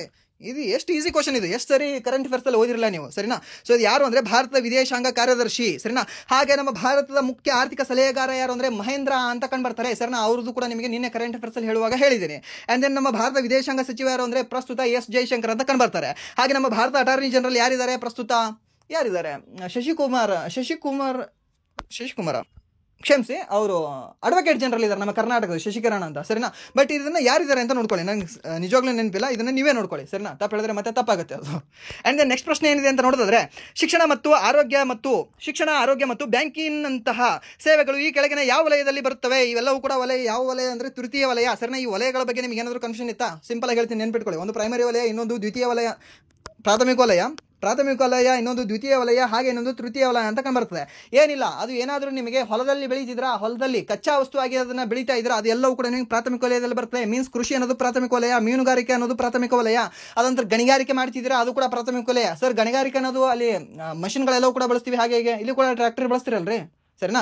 ಅದು ಕೂಡ ನೀವು ಮಣ್ಣನ್ನೇ ಎಕ್ಸ್ಟ್ರಾಕ್ಟ್ ಮಾಡ್ತಿರಲ್ವಾ, ಮಣ್ಣನ್ನು ಮೊದಲು ಕಚ್ಚಾ ವಸ್ತುವಿನಿಂದ ತೆಗಿತಿರಲ್ವಾ, ಅದರಲ್ಲಿ ಏನೋ ಇರಲಿ, ಬಂಗಾರ ಇರಲಿ, ಬೆಳ್ಳಿ ಇರಲಿ, ಇಲ್ಲಾಂದ್ರೆ ತಾಮ್ರ ಇರಲಿ, ಒಟ್ಟಲ್ಲಿ ಮಣ್ಣೇ ಅಲ್ವಾ ನೀವು ಕೆದರೋದು. ಒಟ್ಟಿನಲ್ಲಿ ನೀವು ಮಣ್ಣಲ್ಲಿ ಮಾಡ್ತಕ್ಕಂಥ ಎಲ್ಲಾ ಕೆಲಸಗಳು ಕೂಡ ಯಾವ್ದ್ರಲ್ಲಿ ಬರ್ತವೆ ಅಂದ್ರೆ ಪ್ರಾಥಮಿಕ ಕೆಲಸಗಳಲ್ಲಿ ಬರ್ತವೆ. ಸರ್ ಮೀನುಗಾರಿಕೆ ನೀರಲ್ಲಿ ಬರ್ತದಲ್ಲ, ಆ ನೀರಿನ ಕೆಳಗೆ ಕೂಡ ಮಣ್ಣಿದೆ ಅಂತ ನೆನ್ಪಿಟ್ಕೊಳ್ಳಿ. ಏನು ನೀವಂದ್ರೂ ಕೂಡ ನೀರಲ್ಲಿ ಹೋಗಿ ಮೀನು ಹಿಡಿಯಲ್ಲ ಅಲ್ವಾ, ದಡದಲ್ಲೇ ಕುಂತು ಮೀನು ಹಿಡಿತಿರಲ್ಲ. ಸೊ ಅದಕ್ಕೆ ಅದನ್ನ ನೆನ್ಪಿಟ್ಕೊಳ್ಳಿ. ಅಂಡ್ ದೆನ್ ದ್ವಿತೀಯ ವಲಯ ಯಾವುದು ಅಂದ್ರೆ ಈ ಫ್ಯಾಕ್ಟ್ರಿಗಳೆಲ್ಲ ಕಂಡುಬರ್ತಾವಲ್ವ, ಫ್ಯಾಕ್ಟ್ರಿಗಳು, ಕೈಗಾರಿಕಾ ವಲಯಗಳು ಎಲ್ಲವೂ ಕೂಡ ನಿಮಗೆ ಈ ದ್ವಿತೀಯ ವಲಯದಲ್ಲಿ ಕಂಡುಬರ್ತವೆ. ಸರ್ ಯಾವುದೋ ಒಂದು ಕಂಪ್ನಿ ಇದೆ, ರೋಲ್ಸ್ ರಾಯಲ್ಸ್, ಯಾವ ಒಂದು ವಲಯದಲ್ಲಿ ಕಂಡುಬರ್ತದೆ? ಸರ್ ದ್ವಿತೀಯ ವಲಯದಲ್ಲಿ ಕಂಡುಬರ್ತದೆ. ಸರ್ ಇನೋವಾ ಕಾರ್ ಇದೆ ಸರ್, ಟೊಯೋಟಾ ಕಂಪ್ನಿದು, ಅದು ಯಾವುದರಲ್ಲಿ ಕಂಡುಬರ್ತದೆ? ಸರ್ ದ್ವಿತೀಯ ವಲಯದಲ್ಲಿ ಕಂಡುಬರ್ತದೆ. ಸರ್ ಅದಾದ ನಂತರ ಈ ಒಂದು ಸುಜುಕಿ ಬೈಕ್ ಇದೆ ಸರ್, ಯಾವ ವಲಯದಲ್ಲಿ ಕಂಡುಬರ್ತದೆ? ಇದೇ ಒಂದು ದ್ವಿತೀಯ ವಲಯದಲ್ಲಿ ಕಂಡುಬರ್ತದೆ. ಸರ್ ನನ್ನ ಮೊಬೈಲ್ ಇದ್ರೇನೋ ಸ್ಯಾಮ್ಸಂಗ್ ಇದೆ, ಯಾವ ವಲಯದಲ್ಲಿ ಕಂಡುಬರ್ತದೆ? ಇದೇ ಒಂದು ದ್ವಿತೀಯ ವಲಯದಲ್ಲೇ ಕಂಡುಬರ್ತದೆ. ಅಂಡ್ ದೆನ್ ತೃತೀಯ ವಲಯ ಯಾವುದು ಅಂತಂದ್ರೆ, ಇವರು ನಿಮಗೆ ಯಾವುದು ಮೆಟೀರಿಯಲ್ ಕೊಡಲ್ಲ. ಈ ಪ್ರಾಥಮಿಕ ವಲಯದಲ್ಲಿ ನಿಮ್ಗೆ ಏನಾದ್ರು ಜೋಳ ಬೆಳೆದ್ರೆ ಜೋಳ ಕೊಡ್ತಾರೆ, ಸಜ್ಜೆ ಬೆಳೆದ್ರೆ ಸಜ್ಜೆ ಕೊಡ್ತಾರೆ, ಬಾಜ್ರಾ ಮೀನ್ಸ್ ಸಜ್ಜೆ ಅಂದ್ರೆ ಬಾಜ್ರಾ ಅಲ್ವಾ. ಓಕೆ, ಅದಾದ್ಮೇಲೆ ನಿಮಗೆ ಕಡಲೆ ಬೆಳೆದ್ರೆ ಕಡಲೆ ಸಿಗ್ತದೆ ನಿಮಗೆ, ಸರಿನಾ. ಒಂದು ಕೊಟ್ಟು ನೀವು ಈ ದುಡ್ಡು ಕೊಟ್ರೆ ನಿಮಗೆ ಇದು ಸಿಗ್ತದೆ. ಇಲ್ಲಿಯೂ ಕೂಡ ದುಡ್ಡು ಕೊಟ್ರೆ ನಿಮಗೆ ಮೊಬೈಲ್ ಬಂತು, ಕಾರ್ ಬಂತು, ಬೈಕ್ ಬಂತು, ಅದಾಂತರ ಪೆನ್ ಬಂತು, ಪೆನ್ಸಿಲ್ ಬಂತು, ಎಲ್ಲವೂ ಕೂಡ ಬಂತು. ಬಟ್ ಈ ತೃತೀಯ ವಲಯದಲ್ಲಿ ನಿಮ್ಗೆ ಏನೋ ಬರೋದಿಲ್ಲ, 0, ಸರಿನಾ, 0. ಬಟ್ ಬರೋದೇನು ಅಂದ್ರೆ ಮಾಹಿತಿ ಇಷ್ಟೇ ಬರ್ತಾ ಇದೆ. ಇವಾಗ ನಾನು ನಿಮಗೆ ಹೇಳ್ತಾ ಇದ್ದೀನಿ, ಏನಾದರೂ ಕೈಯಲ್ಲಿ ತಂದು ಕೊಡ್ತಿದ್ದೀನಾ? ಸರ್ ತಗೊಳ್ಳಿ ಸರ್, ಮೇಡಮ್ ತಗೊಳ್ಳಿ ಮೇಡಮ್ ಅಂತ ಕೊಡ್ತಾ ಇದ್ದೀನಾ? ಬಟ್ ಆದ್ರೂ ಕೂಡ ನಾನು ನಿಮಗೆ ಏನೋ ಒಂದು ಹಂಚ್ತಾ ಇದ್ದೀನಿ ಅಲ್ವಾ, ಏನು ಹಂಚ್ತಾ ಇದ್ದೀನಿ? ಮಾಹಿತಿ ಹಂಚ್ತಾ ಇದ್ದೀನಿ. ಸೊ ಇದು ಎದರಲ್ಲಿ ಬರ್ತದೆ ಅಂದ್ರೆ ತೃತೀಯ ವಲಯದಲ್ಲಿ ಬರ್ತದೆ. ಮೀನ್ಸ್ ಈ ಶಿಕ್ಷಕ ವೃತ್ತಿಯು ಕೂಡ ನಿಮಗೆ ಎದರಲ್ಲಿ ಬರ್ತದೆ ಅಂದ್ರೆ ತೃತೀಯ ವಲಯದಲ್ಲಿ ಬರ್ತದೆ. ಹಾಗೆ ಬ್ಯಾಂಕಿಂಗ್ನವ್ರು ನಿಮ್ಗೆ ಏನಾದರೂ ಕೊಡ್ತಾರಾ? ಮಾಹಿತಿ ಕೊಡ್ತಾರೆ ಅಷ್ಟೇ, ಮಾಹಿತಿ ಕೊಟ್ಟು ಕಳಿಸ್ತಾರೆ. ನಿಮಗೆ ಏನಾದರೂ ದೊಡ್ಡ ದೊಡ್ಡ ಐಟಮ್ ಕೊಟ್ಟು ಕಳಿಸ್ತಾರಾ, ತೊಗೊಂಡು ಹೋರಿ ಅಂತೇಳಿ? ಇಲ್ಲ, ಸರಿನಾ. ಸೊ ಅವರು ಕೂಡ ಮಾಹಿತಿ ಕೊಡ್ತಾರೆ. ಸೊ ಅವರು ಕೂಡ ತೃತೀಯ ವಲಯದಲ್ಲಿ ಕಂಡು ಬರ್ತಾರೆ. ಹಾಗೆ ಆರೋಗ್ಯದವರು, ಈ ಡಾಕ್ಟರ್ ಏನಾದರೂ ಸರ್ ಇಲ್ಲ ಸರ್ ಇದು ಕೊಡ್ತಾನೆ ಸರ್, ಏನೋ ಇಂಜೆಕ್ಷನ್ ಕೊಡ್ತಾನೆ, ಅದಾದ ನಂತರ ಮೆಡಿಸಿನ್ ಕೊಡ್ತಾನೆ, ಸರಿನಾ, ಬಹಳ ಅಲ್ಪ ಪ್ರಮಾಣದಲ್ಲಿ. ಬಟ್ ಆದರೂ ಕೂಡ ಅವನು ಬುದ್ಧಿವಂತಿಕೆಗೆ ಅಲ್ವಾ ಅವ್ನು ಚಾರ್ಜ್ ಮಾಡ್ತಾ ಇರೋದು, ಫೀಸ್ ತಗೊಳ್ತಾ ಇರೋದು. ಸೊ ಅದು ಕೂಡ ನಿಮ್ಗೆ ಎಲ್ಲಿ ಬರ್ತದೆ ಅಂದ್ರೆ ಇದೇ ಒಂದು ತೃತೀಯ ವಲಯದಲ್ಲಿ ಕಂಡು ಬರ್ತದೆ. ಶಿಕ್ಷಣವು ಕೂಡ ತೃತೀಯ ವಲಯದಲ್ಲಿ ಕಂಡು ಬರ್ತದೆ ನಿಮಗೆ, ಸರಿನಾ. ನೀವು ಬಾರ್ಬರ್ ಶಾಪಿಗೆ ಹೋಗ್ತೀರಾ, ಕಟಿಂಗ್ ಮಾಡ್ಕೊಳಕ್ಕೆ ಹೋಗ್ತೀರಾ, ಅದು ಕೂಡ ತೃತೀಯ ವಲಯದಲ್ಲಿ ಕಂಡು ಬರ್ತದೆ, ಸರಿನಾ. ಹಾಗೆ ರೋಡ್ ಮೇಲೆ ಯಾರೋ ಒಬ್ರು ಕುಂತ್ ಮಾರ್ತಾ ಇರ್ತಾರೆ. ಸೊ ಅವ್ರು ಯಾವ ಒಂದು ವಲಯದಲ್ಲಿ ಕಂಡು ಬರ್ತಾರೆ ನಿಮಗೆ? ಅವರು ಸೇವೆ ಕೊಡ್ತಾ ಇದ್ದಾರೆ, ಸರಿನಾ. ಅವ್ರು ಬೆಳೆದಿರೋದಲ್ಲ ಅದು, ಅವರು ಸೇವೆ ಕೊಡ್ತಾ ಇದ್ದಾರೆ. ಸೊ ಅವರು ಕೂಡ ನಿಮಗೆ ತೃತೀಯ ವಲಯದಲ್ಲೇ ಕಂಡು ಬರ್ತಾರೆ, ನೆನ್ಪಿಟ್ಕೊಳ್ಳಿ, ಸರಿನಾ. ಕೆಲವೊಂದು ಕನ್ಫ್ಯೂಷನ್ ಆಗಿರ್ತಕ್ಕಂಥ ಕ್ವಶನ್ಗಳು ಕಂಡು ಬರ್ತಾವೆ ನಿಮಗೆ. ಅಂಡ್ ದೆನ್ ನೆಕ್ಸ್ಟ್ ಪ್ರಶ್ನೆ ಏನಿದೆ ಅಂದ್ರೆ, ಪಶ್ಚಿಮ ಕರಾವಳಿ ಮೈದಾನಗಳು ಉತ್ತರದಲ್ಲಿ ಗುಜರಾತ್ ಕರಾವಳಿ ಪ್ರದೇಶದಿಂದ ದಕ್ಷಿಣದಲ್ಲಿ ಈ ಒಂದು ಕೇರಳವರೆಗೆ ವಿಸ್ತರಿಸಿದವೆ, ಸರಿನಾ. ಗೊತ್ತಿದೆ ಅಲ್ವಾ, ನೀವು ಮ್ಯಾಪ್ ನೋಡಿದಿರಲ್ವಾ? ಏನಿಲ್ಲ, ಇಲ್ಲಿ ಗುಜರಾತ್ ಇದೆ, ಇಲ್ಲಿ ಕೇರಳ ಇದೆ. ಏನಾದರೂ ನಿಮಗೆ ಈ ಒಂದು ಪೂರ್ವದಲ್ಲಿ ಅಂತ ಕೇಳಿದ್ರೆ ವೆಸ್ಟ್ ಬೆಂಗಾಲ್ ಇಂದ ಈ ಒಂದು ತಮಿಳುನಾಡು ಅಂತ ನೀವು ಹೇಳಬೇಕಾಗುತ್ತೆ ಸರ್. ನಾನು ನೆನ್ಪಿಟ್ಕೊಳ್ಳಿ ಕೇಳಬಹುದು ನಿಮಗೆ. ಇಲ್ಲಿ ಎಲ್ಲವೂ ಕೂಡ ಈ ತೀರಗಳ ಹೆಸರು ಕೇಳ್ತಾ ನಿಮಗೆ. ಈ ಒಂದು ಗುಜರಾತ್ನ ತೀರದ ಹೆಸರೇನು, ಕಾತೆವಾಡ ತೀರ ಅಂತ ಕರಿತೀವಿ. ಹಾಗೆ ಮಹಾರಾಷ್ಟ್ರ ಮತ್ತು ಗೋವಾದ ಒಂದು ಕರಾವಳಿ ತೀರವನ್ನು ನಾವು ಏನಂತ ಕರಿತೀವಿ, ಈ ಒಂದು ಕೊಂಕಣ ತೀರ ಅಂತ ಕರಿತೀವಿ. ನಮ್ಮ ಕರ್ನಾಟಕದ ಕರಾವಳಿ ತೀರವನ್ನು ನಾವು ಯಾವುದು ಮ್ಯಾಕ್ರಲ್ ತೀರ ಅಂತ ಕರಿತೀವಿ, ಅಥವಾ ಈ ಒಂದು ಕೆನರಾ ತೀರ ಅಂತ ಕರಿತೀವಿ. ನಮ್ಮ ಕರ್ನಾಟಕ ತೀರಕ್ಕೆ ಎರಡು ಹೆಸರಿದಾವೆ, ನೆನ್ಪಿಟ್ಕೊಳ್ಳಿ. ಒಂದು ಮ್ಯಾಕ್ರಲ್ ತೀರ, ಇನ್ನೊಂದು ಕೆನರಾ ತೀರ. ಕೆನರಾ ಅಂದ್ರೆ ಈಸಿಯಾಗಿ ಗೊತ್ತಾಗುತ್ತೆ, ಮ್ಯಾಕ್ರಲ್ ಅಂದ್ರೆ ಏನು, ಮಾರಿ ಮಾಡಿ ಕುಂದಿಡ್ಬೇಕಾಗುತ್ತೆ ಸರ್. ಮ್ಯಾಕ್ರಲ್ ಕರಾವಳಿ ತೀರ ಅಂತ ಕೂಡ ನಮ್ಮ ಕರ್ನಾಟಕದ ಕರಾವಳಿ ತೀರಕ್ಕೆ ಕರಿತೀವಿ. ಯಾಕೆ ಅಂದ್ರೆ ಮ್ಯಾಕ್ರಲ್ ಎಂಬ ತಳಿಯ ಮೀನುಗಳು ನಮ್ಮ ಒಂದು ಕರಾವಳಿ ತೀರದಲ್ಲಿ ಜಾಸ್ತಿ ಕಂಡುಬರ್ತವೆ. ಬಂಗಡಿ ಮೀನು ಬೆಳಕಿದಾಗ ಕೇಳಿದ್ರಲ್ವಾ. ಸೊ ಆ ರೀತಿಯ ಒಂದು ಮೀನು ಯಾವುದು ಅಂದ್ರೆ ನಿಮಗೆ ಇನ್ನೊಂದು ರೀತಿಯ ಮೀನು, ಇನ್ನೊಂದು ವಿಧದ ಮೀನು ಯಾವುದು ಅಂದ್ರೆ ಮ್ಯಾಕ್ರಲ್ ಮೀನು ಅನ್ನೋದು ಸರಿನಾ. ಆ ಒಂದು ಮೀನುಗಳು ಕಂಡುಬರೋ ರೀಸನ್ ಇಂದನೇ ನಮ್ಮ ಒಂದು ಕರಾವಳಿ ಹೆಸರೇ ಬಂದ್ಬಿಟ್ಟಿದೆ ಮ್ಯಾಕ್ರಲ್ ತೀರ ಅಂತ ಸರಿನಾ. ಇದು ಯಾವ ಒಂದು ರಾಜ್ಯಗಳಲ್ಲಿ ಕಂಡುಬರಲ್ಲ, ನಮ್ಮ ಒಂದು ರಾಜ್ಯದಲ್ಲಿ ಸ್ಪೆಷಾಲಿಟಿ ಅದು.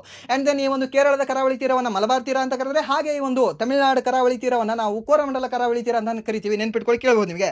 ಅಂಡ್ ದೆನ್ ನೆಕ್ಸ್ಟ್ ಪ್ರಶ್ನೆ ಏನಿದೆ ಅಂತ ನೋಡಿದ್ರೆ, ಬ್ರಿಟಿಷರ ಬಂಧನದಲ್ಲಿ ಮರಣ ಹೊಂದಿದ ನಂತರ ಯಾವ ತೀವ್ರಗಾಮಿ ನಾಯಕರು ಹುತಾತ್ಮತೆಯ ಸಂಕೇತವೆನಿಸಿದರು ಅಂತ ಕೇಳಿದರೆ ಯಾರು? ಭಗತ್ ಸಿಂಗ್ ಅವರು ಸರಿನಾ. ಬ್ರಿಟಿಷರ ಬಂಧನದಲ್ಲಿ ಮರಣ ಹೊಂದಿದ ನಂತರ ಯಾವ ತೀವ್ರಗಾಮಿ ನಾಯಕರು ಹುತಾತ್ಮತೆಯ ಸಂಕೇತವೆನಿಸಿದರು ಯಾರು ಅಂದ್ರೆ ಈ ಭಗತ್ ಸಿಂಗ್ ಅಂತ ನಾವು ಹೇಳ್ತೀವಿ ಸರಿನಾ. ಇಲ್ಲಿ ಯಾರು ಬರ್ತಾರೆ, ಹಸರತ್ ಮೊಹಾನಿ ಅಂತ ಬರ್ತಾರೆ, ಅದು ಆಂಧ್ರ ಚಂದ್ರಶೇಖರ್ ಆಜಾದ್ ಮತ್ತೆ ಮಹಾತ್ಮ ಗಾಂಧೀಜಿಯವರು ಸರಿನಾ. ಒಬ್ರಿಗಿಂತ ಒಬ್ರು ಬೆಂಕಿನ ಇದ್ದಾರೆ ಇಲ್ಲಿ. ಇನ್ನೊಂದು ನೆನ್ಪಿಟ್ಕೊಳ್ಳಿ, ಈ ಚಂದ್ರಶೇಖರ್ ಆಜಾದ್ ಅವ್ರ ಬಗ್ಗೆ ನಾವು ಜಾಸ್ತಿ ತಿಳ್ಕೊಂಡಿರಲ್ಲ. ಆಜಾದ್ ಪಾರ್ಕ್ ಅಂತ ಇದೆ, ಅಲ್ಫ್ರೆಡ್ ಪಾರ್ಕ್ ಅಂತ ಉತ್ತರ ಪ್ರದೇಶದಲ್ಲಿ. ನೀವು ಹೋದ್ರೆ ಅಲ್ಲಿ ಅವ್ರದ್ದು ಸಂಪೂರ್ಣ ಮಾಹಿತಿ ಸಿಗ್ತದೆ ನಿಮಗೆ ಸರಿನಾ. ಈ ಭಗತ್ ಸಿಂಗ್ ಆಗ್ಲಿ, ರಾಜ್ಗುರು ಆಗ್ಲಿ, ಸುಖದೇವ್ ಆಗ್ಲಿ, ನಾವು 3 ಜನದ ಮಾತ್ರ ಇಟ್ಕೊಂಡು ಸ್ಟೇಟಸ್ ಹಾಕೊಂಡು ಅವ್ರು ನಮ್ಮ ಬಹಳ ಶ್ರೇಷ್ಠ ಅಂತ ಸರಿನಾ. ಅವ್ರು ಶ್ರೇಷ್ಠ ಹೌದು, ಬಟ್ ನಾವು ಯಾರನ್ನೂ ಒಬ್ಬರನ್ನ ಮೇಲ್ ಕೂಡ್ಸಕ್ಕೆ ಇನ್ನೊಬ್ಬರನ್ನ ನಾವು ಇದ್ರ ಮರೆನೇ ಮಾಡಿಬಿಟ್ಟಿದೀವಿ ಸರಿನಾ. ನಮ್ಮ ಹಿಸ್ಟ್ರಿ ಹೇಗಿದೆ ಅಂದ್ರೆ, ನಾವು ಏನನ್ನ ನೋಡ್ತಾ ಇದೀವಿ, ಯಾರು ನಮಗೆ ಏನು ಹೇಳಿದಾರಲ್ವಾ ಅದನ್ನೇ ನಾವು ಮುಂದಿನವ್ರಿಗೆ ಕೂಡ ಹೇಳ್ತಾ ಹೋಗಿದ್ದೀವಿ. ಹಾಗೆ ಅದೇ ಬಂದಿದೆ. ಎಷ್ಟೋ ಒಬ್ರಲ್ಲ, ಒಬ್ರು ಇಬ್ರು 3 ಜನ ಅಂತ ಅಲ್ಲ. ನಮ್ಮ ಭಾರತಕ್ಕೆ ಸ್ವಾತಂತ್ರ್ಯ ಸಿಗಕ್ಕೆ ಪ್ರಾಣ ತ್ಯಾಗ ಮಾಡಿದವರು 3 ಜನ, 4 ಜನ, 10 ಜನ, 15 ಜನ, 100 ಜನ ಅಂತಲ್ಲ, ಸಾವಿರಾರು ಜನ, ಲಕ್ಷಾಂತರ ಜನ ನಮ್ಮ ಭಾರತಕ್ಕೆ ಸ್ವಾತಂತ್ರ್ಯ ಕೊಡೋದ್ರಲ್ಲಿ ಇದ್ರೆ ರಕ್ತ ಹರಿಸಿದ್ದಾರೆ ಸರಿನಾ. ಬ್ಲಡ್ ಏನಿದೆ ಅಲ್ಲ, ಸಾವಿರ ಜನ ಹರಿಸಿದ್ದಾರೆ, ಲಕ್ಷ ಜನ ಹರಿಸಿದ್ದಾರೆ. ಅವ್ರೆಲ್ಲರ ಹೆಸರು ಕೂಡ ನೆನ್ಪಿಟ್ಕೊಳ್ಳಿ ಸರಿನಾ. ಸೊ ಇಲ್ಲಿ ಪಂಡಿತ್ ಅಂತ ನಾವು ಕರಿತೀವಿ ಸರಿನಾ. ಪಂಡಿತ್ ಅಂತ ನಾವು ಯಾರಿಗೆ ಕರಿತೀವಿ ಸರ್? ಪಂಡಿತ್ ಜವಾಹರ್ಲಾಲ್ ನೆಹರು ಸರ್ ಅವರಲ್ಲ ಸರ್, ಇಲ್ಲೊಬ್ರು ಇದ್ದಾರೆ ಸರ್. ಯಾರು ಪಂಡಿತರು? ಈ ಚಂದ್ರಶೇಖರ್ ಆಜಾದ್ ಅಂತ ಸರಿನಾ. HRA ಒಂದು ಸೊಸೈಟಿ ಅಂತ ನೀವು ಕೇಳಿರ್ತೀರಾ ಸರಿನಾ. HRA ಎಂಬ ಒಂದು ಸಂಘಟನೆಯನ್ನ ಕಟ್ಟಿದವ್ರು ಯಾರು ಅಂದ್ರೆ ಈ ಸಚಿನ್ ಸನ್ಯಾಲ್ ಅವರು ಸರಿನಾ. ಹಾಗೆ ಇದನ್ನ ಒಂದು ನೆನ್ಪಿಟ್ಕೊಳ್ಳಿ, ಇದನ್ನ ಸೀಕ್ವೆನ್ಸ್ ಅಲ್ಲಿ ಹೇಳ್ತೀನಿ ನಿಮಗೆ. HRA ಕಟ್ಟಿದವ್ರು ಯಾರು ಅಂದ್ರೆ ಸಚಿನ್ ಸನ್ಯಾಲ್ ಅವರು. ಇದೇವಾಗ 1924ರಲ್ಲಿ. ಅಂಡ್ ದೆನ್ ಈ ಒಂದು ನೌಜವಾನ್ ಸಭಾ ಅಂತ ಕಟ್ತಾರೆ, ನೌಜವಾನ್ ಸಭಾ ಅಂತ. ಇದನ್ನ ಕಟ್ಟಿದವ್ರು ಯಾರು ಅಂದ್ರೆ ಈ ಭಗತ್ ಸಿಂಗ್ ಅವರು ಸರಿನಾ. ಯಾವಾಗ 1926ರಲ್ಲಿ. ಇವು ಎರಡನ್ನೂ ಕೂಡ ಮರ್ಜ್ ಮಾಡಿ ಹೊಸ ಸಂಘಟನೆ ಸ್ಟಾರ್ಟ್ ಮಾಡ್ತಾರೆ. ಯಾರು ಅಂದ್ರೆ ಈ ಚಂದ್ರಶೇಖರ್ ಆಜಾದ್ ಅವರು. ಅದರ ಹೆಸರು ಏನು ಅಂದ್ರೆ HSRA ಸರಿನಾ. HSRA ಅನ್ನೋದು ಯಾವಾಗ ಬರುತ್ತೆ? ಇದು 1928ರಲ್ಲಿ ಬರುತ್ತೆ ಸರಿನಾ.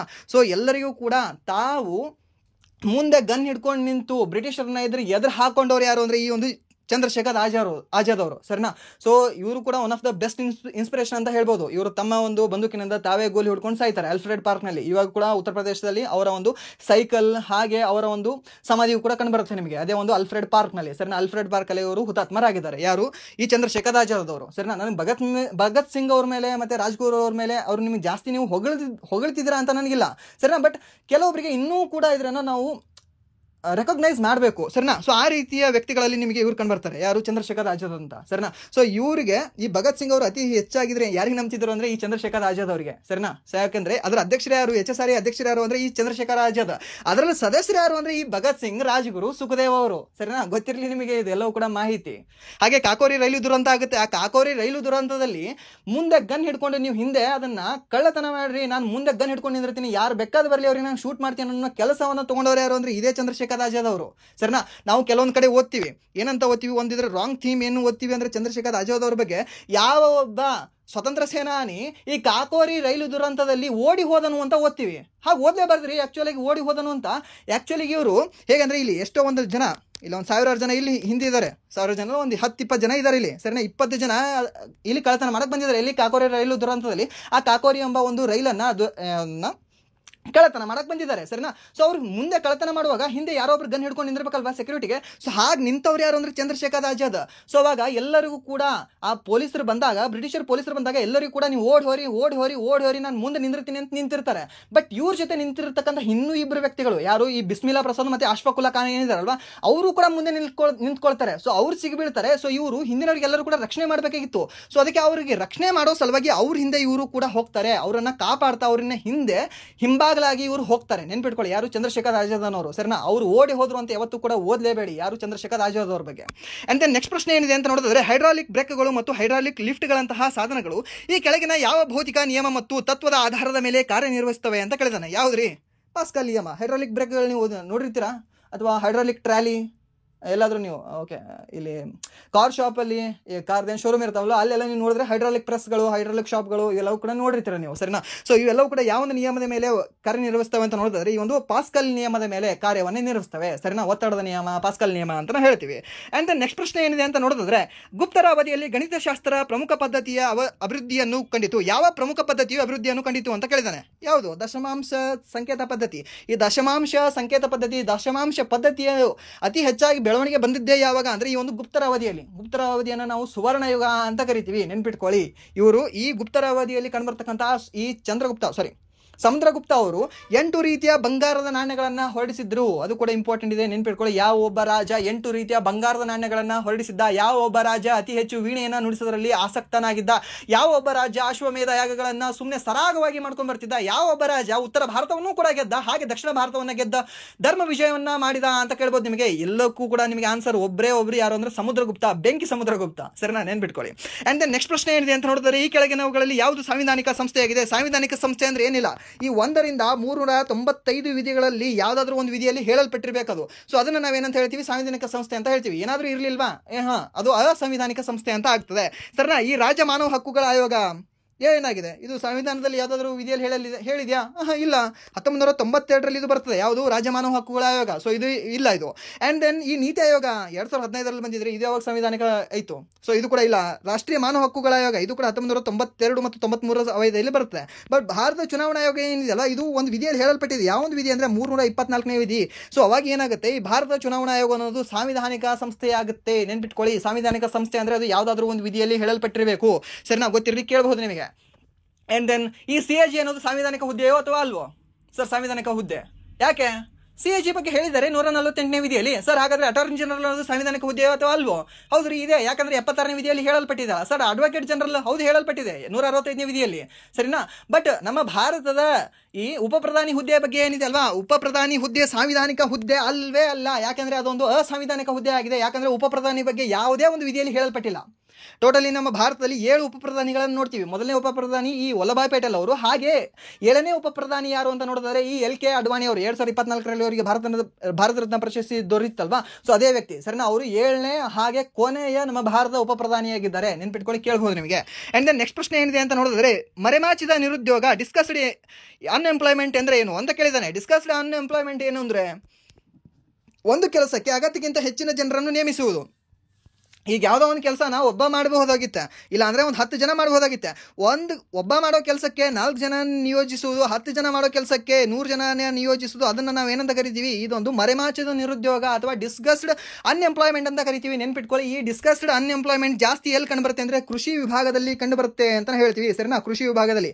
ಆ ಕೃಷಿಯಲ್ಲಿ ಯಾರೋ ಒಬ್ಬ ಅಥವಾ ಒಂದಿಬ್ರು 4 ಜನ ಮಾಡಬಹುದು, ಬಟ್ ಅಲ್ಲಿ ಏನೋ 10 ಜನ 15 ಜನ ಕೆಲಸ ಮಾಡ್ತಿರ್ತಾರೆ ಅಂತ ಹೇಳ್ತೀವಿ, ಸರಿನಾ? ಸೊ ಅದು ಎಲ್ಲಿ ಕಂಡುಬರುತ್ತೆ ಅಂದರೆ ಇದೊಂದು ಮರೆಮಾಚಿದ ನಿರುದ್ಯೋಗದಲ್ಲಿ ಕಂಡುಬರುತ್ತೆ. ಯಾವುದು? ಕೃಷಿ ಅನ್ನೋದು, ನೆನ್ಪಿಟ್ಕೊಳ್ಳೋದು ಕೂಡ ನೀವು ಇಂಪಾರ್ಟೆಂಟ್ ಆಗುತ್ತೆ. ಆ್ಯಂಡ್ ದೆನ್ ನೆಕ್ಸ್ಟ್ ಪ್ರಶ್ನೆ ಏನಿದೆ ಅಂತ ನೋಡಿದ್ರೆ, 2024ರ ಸಾರ್ವತ್ರಿಕ ಚುನಾವಣೆಯಲ್ಲಿ ಜಮ್ಮು ಕಾಶ್ಮೀರದ 5 ಲೋಕಸಭಾ ಸ್ಥಾನಗಳಲ್ಲಿನ ಮತ ಚಲಾವಣೆಗೆ ಸಂಬಂಧಿಸಿದಂತೆ ಈ ಕೆಳಗಿನ ಯಾವ ಹೇಳಿಕೆ ಸರಿಯಾಗಿದೆ ಅಂತ ಕೇಳಿದ್ದಾನೆ.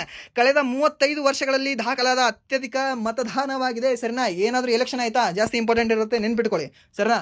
ನಿಜ ಹೇಳ್ಬೇಕು ಅಂದರೆ ಯೂಸ್ ಇಲ್ಲ ಎಲೆಕ್ಷನಿಂದ, ಸರಿನಾ? ಯೂಸ್ ಇಲ್ಲ, ಬಟ್ ಆದರೂ ಕೂಡ ಇಂಪಾರ್ಟೆಂಟ್ ಆಗುತ್ತೆ. ಕ್ವಶನ್ ಬರ್ತದಲ್ವ, 1-2 ಕ್ವಶನ್ ಬರ್ತವೆ. ಸೊ ಅದಕ್ಕಾದ್ರೂ ನೀವು ನೋಡ್ಕೊಳ್ಳಿ.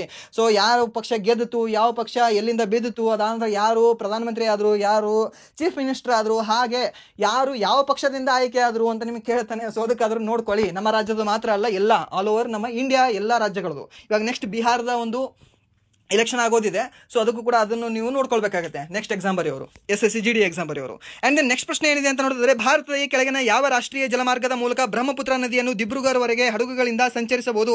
ಯಾವುದ್ರಿ? NW2 ನ್ಯಾಷನಲ್ ವಾಟರ್ ಹೈವೇ 2 ಅಂತ ನಾವು ಕರಿತೀವಿ. ಹಾಗಾದರೆ NH NW1 ಯಾವುದನ್ನ ಕರೆಕ್ಟ್ ಮಾಡುತ್ತೆ? ಈ ಒಂದು ಗಂಗಾ ನದಿಯಲ್ಲಿ ನಿಮಗೆ ಈ ರಾಷ್ಟ್ರೀಯ ಜಲಮಾರ್ಗ 1 ಕಂಡು ಬರುತ್ತೆ. ಹಾಗೆ ಬ್ರಹ್ಮಪುತ್ರ ನದಿಯಲ್ಲಿ ಈ ರಾಷ್ಟ್ರೀಯ ಜಲಮಾರ್ಗ 3 ಕಂಡು ಬರುತ್ತೆ.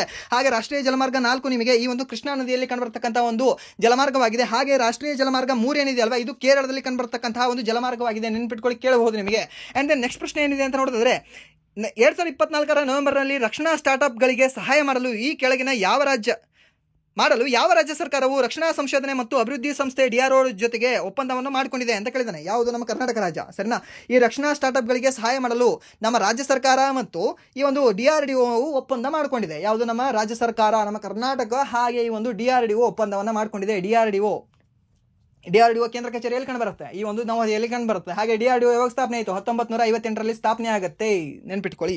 ಅಂಡ್ ದೆನ್ ರಾಖಿಗರಿ ಎಂಬ ಸಿಂಧೂ ಕಣಿವೆಯ ತಾಣವು ಎಲ್ಲಿ ಕಂಡು ಬರುತ್ತೆ ಅಂತ ಕೇಳಿದ್ದೇನೆ. ರಾಖಿಗರಿ ಎಲ್ಲಿ ಕಂಡು ಬರುತ್ತೆ ಅಂದ್ರೆ ಈ ಒಂದು ಹರಿಯಾಣ ರಾಜ್ಯದಲ್ಲಿ ನಿಮಗೆ ರಾಖಿಗರಿ ಎಂಬ ಒಂದು ಪ್ರದೇಶ ಕಂಡು ಬರುತ್ತೆ. ಇದೇ ಒಂದು ರಾಖಿಗರಿಯಲ್ಲಿ ನಿಮಗೆ ನೀರಿನ ನಲ್ಲಿಗಳು ನಿಮಗೆ ಸಿಕ್ಕಿದ್ದು. ಸರಿನಾ? ನೀರಿನ ಒಂದು ಗುರುತುಗಳು ನಿಮಗೆ ಎಲ್ಲಿ ಕಂಡು ಬಂದಿತ್ತು ಅಂತ ನೋಡೋದಾದ್ರೆ ನೀರಿನ ಒಂದು ತೊಟ್ಟಿ ನಿಮಗೆ ಇದೇ ಒಂದು ರಾಖಿಗರಿಯಲ್ಲಿ ನೀರಿನ ತೊಟ್ಟಿಯು ಕೂಡ ಕಂಡು ಬಂದಿತ್ತು. ಅದು ಕೇಳ್ತಾ ನಿಮಗೆ. ಹಾಗೆ ರೀಸೆಂಟ್ ಆಗಿ ಹರಿಯಾಣದಲ್ಲಿ 2 ಸ್ಥಳಗಳನ್ನ ಈ ಸಿಂಧೂ ನಾಗರಿಕತೆಯ ಸ್ಥಳಗಳೆಂದು ಘೋಷಣೆ ಮಾಡಲಾಗಿದೆ. ಸರಿನಾ? ಎಕ್ಸಾಕ್ಟ್ ಅದರ ಹೆಸರು ನಂಗೆ ನೆನ್ಪು ಬರ್ತಾ ಇಲ್ಲ. ನಾನು ಟೆಲಿಗ್ರಾಮಲ್ಲಿ ಅಪ್ಲೋಡ್ ಮಾಡಿದ್ದೀನಿ, ಬಟ್ ನೋಡಿದ್ರೆ ಹೇಳ್ಬೋದು ಇದೆಯಾ ಅಂತ. ಬಟ್ ಅದನ್ನು ನಂಗೆ ನೆನ್ಪು ಬರ್ತಾ ಇಲ್ಲ. ನೀವು ಟೆಲಿಗ್ರಾಮ್ ಗ್ರೂಪಲ್ಲಿ ಒಂದ್ಸರಿ ಚೆಕ್ ಮಾಡಿಕೊಂಡು ಪಿನ್ ಮಾಡಿದ್ದೀನಿ, ಅಲ್ಲಿ ನೀವು ನೋಡ್ಕೊಳ್ಳಿ. ಸರಿನಾ? ಇಲ್ಲ ಅಂತಂದರೆ ಜಸ್ಟ್ ಗೂಗಲ್ ಮಾಡ್ಕೊಂಡು ಆ 2 ಸ್ಥಳಗಳು ಯಾವುದು ಅಂತ ನೀವು ನೋಡ್ಕೊಳ್ಳಿ, ಅದನ್ನು ಕೂಡ ನಿಮ್ಗೆ ಗೊತ್ತಾಗುತ್ತೆ. ಸರಿನಾ? ಹಾಗೆ ಈ ರಾಜಸ್ಥಾನದಲ್ಲೂ ಕೂಡ ಒಂದು ಸ್ಥಳವನ್ನು ರೀಸೆಂಟ್ ಆಗಿ ಈ ಸಿಂಧೂ ನಾಗರಿಕತೆಯ ಒಂದು ತಾಣ ಅಂತ ಘೋಷಣೆ ಮಾಡಿದ್ದಾರೆ. ಯಾವ ಒಂದು ಜಿಲ್ಲೆಯಲ್ಲಿ ಕಂಡು ಬರ್ತದೆ ಅಂದ್ರೆ ಈ ಒಂದು ಬಜ್ರಾ ಅನ್ನೋ ಒಂದು ಜಿಲ್ಲೆಯಲ್ಲಿ ಕಂಡು ಬರ್ತದೆ. ಅದು ಕೂಡ ಗೊತ್ತಿರಲಿ, ನಿಮಗೆ ಕೇಳಬಹುದು.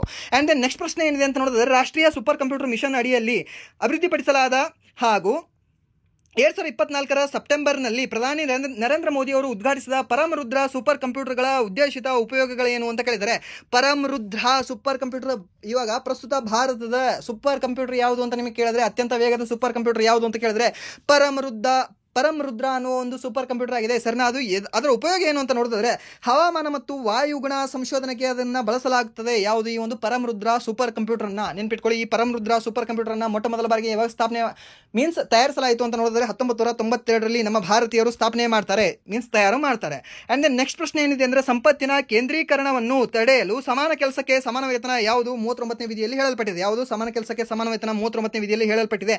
40ನೇ ವಿಧಿಯಲ್ಲಿ ನಿಮ್ಗೆ ಏನು ಹೇಳಲ್ಪಟ್ಟಿದೆ ಅಂದ್ರೆ ಈ ಒಂದು ಪಂಚಾಯಿತಿ ಬಗ್ಗೆ ಹೇಳಲ್ಪಟ್ಟಿದೆ. ಹಾಗೆ 44ನೇದು UCC ಬಗ್ಗೆ. ಈ UCC ಅಂದ್ರೆ ಏನಂತ ಹೇಳ್ತೀವಿ ನಾವು ಕನ್ನಡದಲ್ಲಿ? ಏಕರೂಪ ನಾಗರಿಕ ಸಂಹಿತೆ. ಸರಿನಾ? ಏಕರೂಪ ನಾಗರಿಕ ಸಂಹಿತೆ ಬಗ್ಗೆ ಹೇಳಲ್ಪಟ್ಟಿರ್ತಕ್ಕಂಥ ವಿಧಿ ಯಾವುದು ಅಂದ್ರೆ 44ನೇ ವಿಧಿ. ಅದು ಇಲ್ಲಿವರೆಗೂ ಈ UCCಯನ್ನು ಅಪ್ಲೈ ಮಾಡಿಕೊಂಡಿರ್ತಕ್ಕಂತಹ ರಾಜ್ಯಗಳು ಯಾವ್ದಾದ್ರು ಅಂದ್ರೆ ಒಂದು ಗೋವಾ, ಹಾಗೆ ಇನ್ನೊಂದು ರೀಸೆಂಟ್ ಆಗಿ 2024ರಲ್ಲಿ ಉತ್ತರಾಖಂಡ ಅಂತ ಹೇಳ್ತೀವಿ. ಅಂಡ್ ದೆನ್ ನೆಕ್ಸ್ಟ್ ಪ್ರಶ್ನೆ ಏನಿದೆ ಅಂದ್ರೆ ಈ ಕೆಳಗಿನ ಯಾವ ವರ್ಷದಲ್ಲಿ ಬ್ರಿಟಿಷರೊಂದಿಗೆ ನಡೆದ ಯುದ್ಧದಲ್ಲಿ ಶಾ ಮಾಲ್ ಅವರು ಹತ್ಯೆಗೀಡಾದರು ಅಂತ ಕೇಳಿದಾನೆ. ಸರಿನಾ? ಈ ಶಾ ಮಾಲ್ ಅವರು ಯಾವಾಗ ಹತ್ಯೆಗೀಡಾಗ್ತಾರೆ ಅಂದ್ರೆ ಜುಲೈ 1857ರಲ್ಲಿ ಇವರು ಬ್ರಿಟಿಷರೊಂದಿಗೆ ನಡೆದಿರತಕ್ಕಂತಹ ಈ ಒಂದು ಸ್ವತಂತ್ರ ಸಂಗ್ರಾಮದಲ್ಲಿ ಹತ್ಯೆಗೀಡಾಗ್ತಾರೆ. ಯಾರು? ಶಾ ಮಾಲ್ ಅನ್ನೋರು. ನೆನ್ಪಿಟ್ಕೊಳ್ಳಿ, ಶಾ ಮಾಲ್ ಅವರು. ಅಂಡ್ ದೆನ್ ನೆಕ್ಸ್ಟ್ ಪ್ರಶ್ನೆ ಏನಿದೆ ಅಂದ್ರೆ 2024 ಅಕ್ಟೋಬರ್ನಲ್ಲಿ ಈ ಕೆಳಗಿನ ಯಾವ ದೇಶಗಳು ಭಾರತದಲ್ಲಿ ಡಿಜಿಟಲ್ ಮೂಲಸೌಕರ್ಯವನ್ನು ಬೆಂಬಲಿಸಲು ಭಾರತದ ಖಾಸಗಿ ವಲಯದೊಂದಿಗೆ ತಮ್ಮ ಸಹಯೋಗವನ್ನು ಹೆಚ್ಚಿಸುವ ಒಂದು ಹೊಸ ಚೌಕಟ್ಟನ್ನು ಪ್ರಾರಂಭಿಸುವುದಾಗಿ ಘೋಷಿಸುವುದು ಅಂತ ಕೇಳಿದ್ದಾರೆ. ಸರಿನಾ? ಯಾರ್ಯಾರು? ಒಂದು ದಕ್ಷಿಣ ಕೊರಿಯಾ, ಜಪಾನ್ ಮತ್ತೆ ಈ ಒಂದು ಅಮೆರಿಕಾ ದೇಶ, USA, United States of America ಅಂತ ಹೇಳ್ತೀವಿ, ಅಮೆರಿಕಾ ಸಂಯುಕ್ತ ಸಂಸ್ಥಾನ.